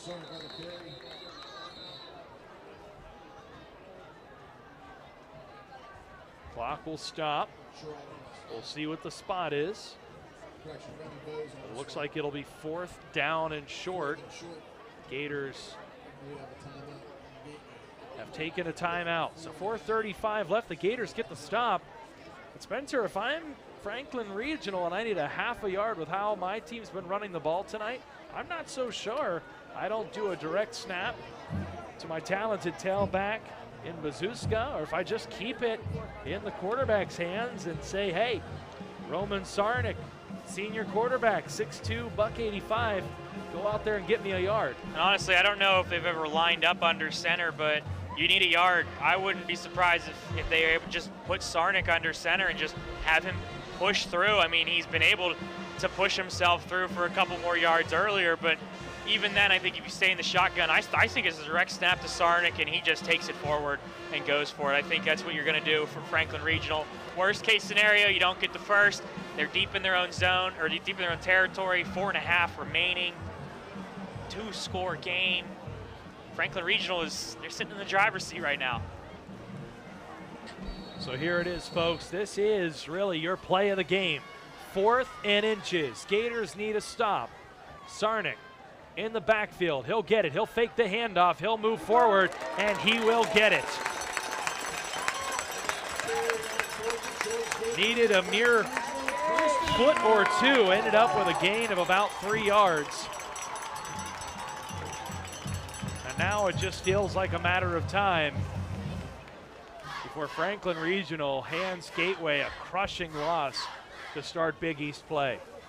And Roman Sarnick, coming in 13 for 32, 247 yards, 3 touchdowns and a pick. You have to wonder if this is designed by head coach for Franklin Regional, Lance Getzy. Just keep running the ball. You might not trust Sarnick's arm against the defensive Gateway as a flag on the play. You don't trust the arm of Sarnick necessarily, but he's got 100 yards on the ground last game against Latrobe, and you might as well just keep going, keep pushing. There's a hold on the offense for Franklin Regional. Again, another penalty for Franklin Regional. Look in the back there, hanging on to Ahmad Harris. That one will get flagged. against the Panthers. And so an even brighter spot there. The clock stops momentarily. But we'll resume now as the play clock winds. 17 seconds on the play clock. 3:41 left on the game clock. And unless the Gators are able to produce some sort of turnover and get the other way in a hurry, time is quickly evaporating for any comeback opportunity. Snap was bobbled there a little bit by Sarnick, and he will get swallowed up behind the line of scrimmage. The Gators will take their final timeout here with 3:24. It'll be second and quite a long ways. Mark it as 22 with the ball at the Gators' 36-yard line. So as we said, the Gators will look to rebound at home against Plum. Plum, at last check, closing out Norwin 42-13. And so that'll be another test next week for the Gators. And then they'll have to head out to Hempfield, which beat Shaler 48-7 tonight. And then Penn Trafford at home, a team that won the state last year and brings back talented quarterback Colin Green. They've certainly looked good early this season. A loss at McKeesport, which is the team they'll play the week after the Gators will. And so, you know, then you end it with Central Catholic, a perennial powerhouse. I mean, there is no rest for the wicked for the Gators. This is a brutal schedule this season. And with all due respect to Franklin Regional, this was supposed to be the rest for the wicked, and things have spiraled out of control for Gateway. I mean, this is a game that, you know, offensively things haven't worked, and of course, you know, quarterback for Gateway, Burch, I mean, injured last week, probably didn't get much snaps in practice and stuff like that. So you're not expecting him to play, but things just aren't working. The something's got to change. You got to adapt with that. You got to work with it. And Franklin Regional, a team defensively that isn't necessarily the greatest, just hasn't done anything other than run the ball and keep Gateway off the field. Blazewski is dragged down once again behind the line of scrimmage. More than anything, Franklin Regional just trying to hang on to that ball, not make any mistakes, dot the I's, cross the T's. Playing keep away here as the clock will dip under 3 minutes by the time we get this one snapped. Be down close to 2.5, and again, unless some sort of turnover and a miraculous finish happens here, the Gators will drop their first contest of the season and fall to 3-1 and have some evaluating to do heading into another conference matchup. On the other side, Franklin Regional going to move to 2-1, 1-0 in conference play. Blazewski going to take this one forward, finds a little hole, spurts up toward the 30. That'll be fourth down. Gators cannot stop the clock. We'll see the offense likely stay out here for Franklin Regional. Might as well run one more and take the clock down as much as you possibly can.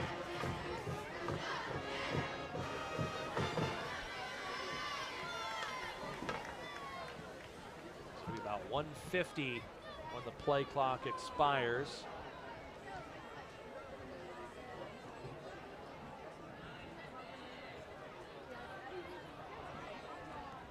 They will pooch punt it. This one hit a Gateway player. Hit a Gateway player.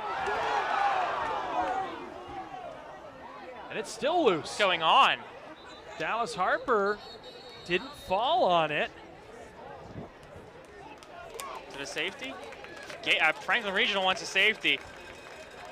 I mean, you would think, unless Harper was able to corral it and surrendered himself, which even at that point after hitting a player,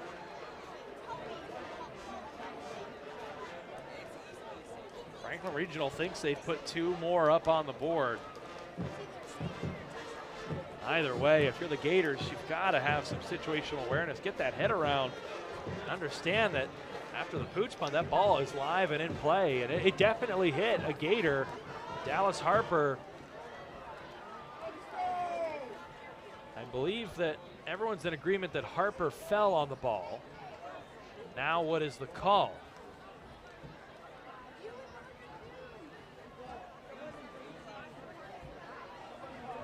Touchback.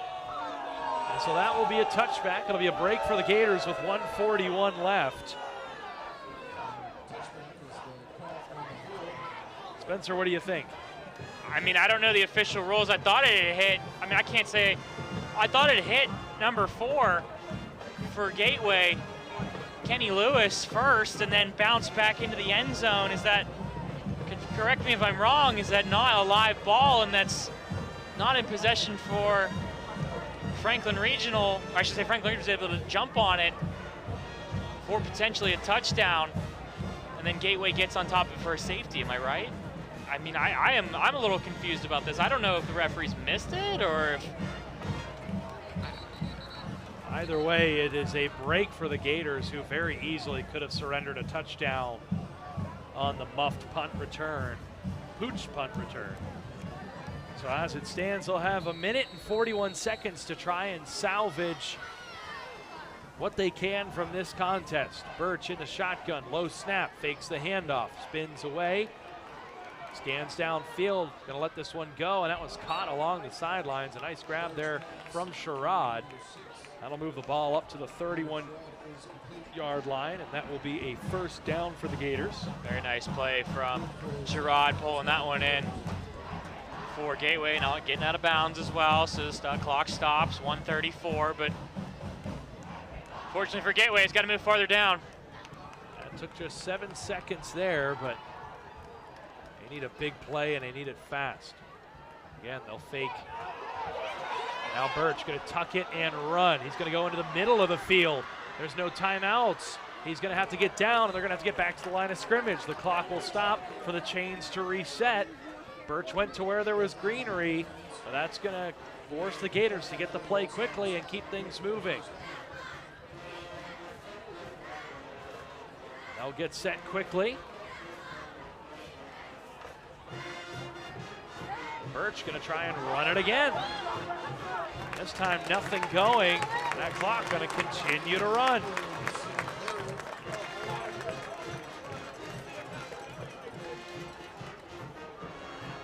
"50 seconds and counting. Gators get set, trips to the left. Low snap. They'll fake the short pass now. Burch just going to throw this to Sherrod, but he's got nothing going. Is Sarna going to get wrapped up there, driven back. And what a statement performance for Franklin Regional, as they have been able to read everything here, and the crowd springs to life because they know just what kind of upset this is tonight. Now we can feel the floor underneath us rumbling, and it's a huge upset for Franklin Regional.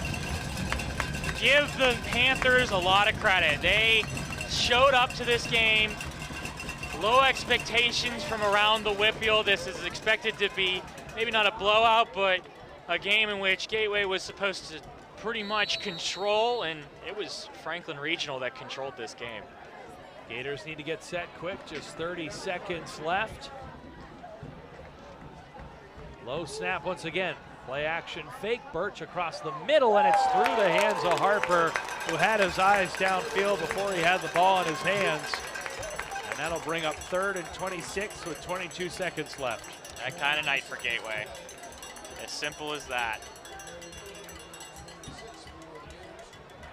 Gators will have some soul searching to do. I cannot imagine that tomorrow morning's film session is going to be one that it is an enjoyable experience for the Gators.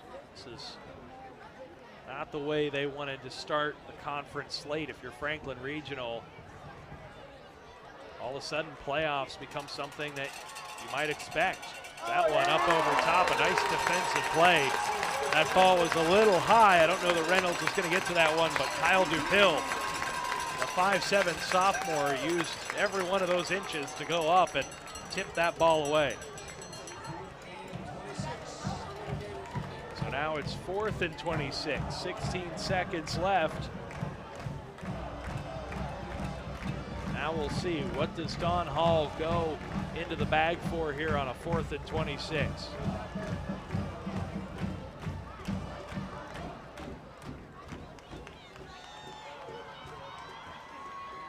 Roll out to the right. Burch scans downfield. Just going to heave-ho this one. He has a man there, but it's going to be intercepted. coming else? away with it. And who else? It's Zach number 9, Bazuska. Zach Bazuska for Franklin Regional. The exclamation point on a complete performance from Franklin Regional. And now one more kneel down will be all that separates them from starting conference play 1-0 in the Big East. And for the Gators, starting with a very, very difficult pill to swallow in this loss. They'll drop to 3-1, 0-1. Take one last look at Burch's last pass of the night. See this ball just heaving it downfield, hope for the best, and Bazuska's there. And the Murraysville Eaton Park tonight is going to be bumping. I mean, they're going to be celebrating this one here in Franklin Regional. The last few seconds tick away. We have 3 zeros on the clock, and this one is in the books.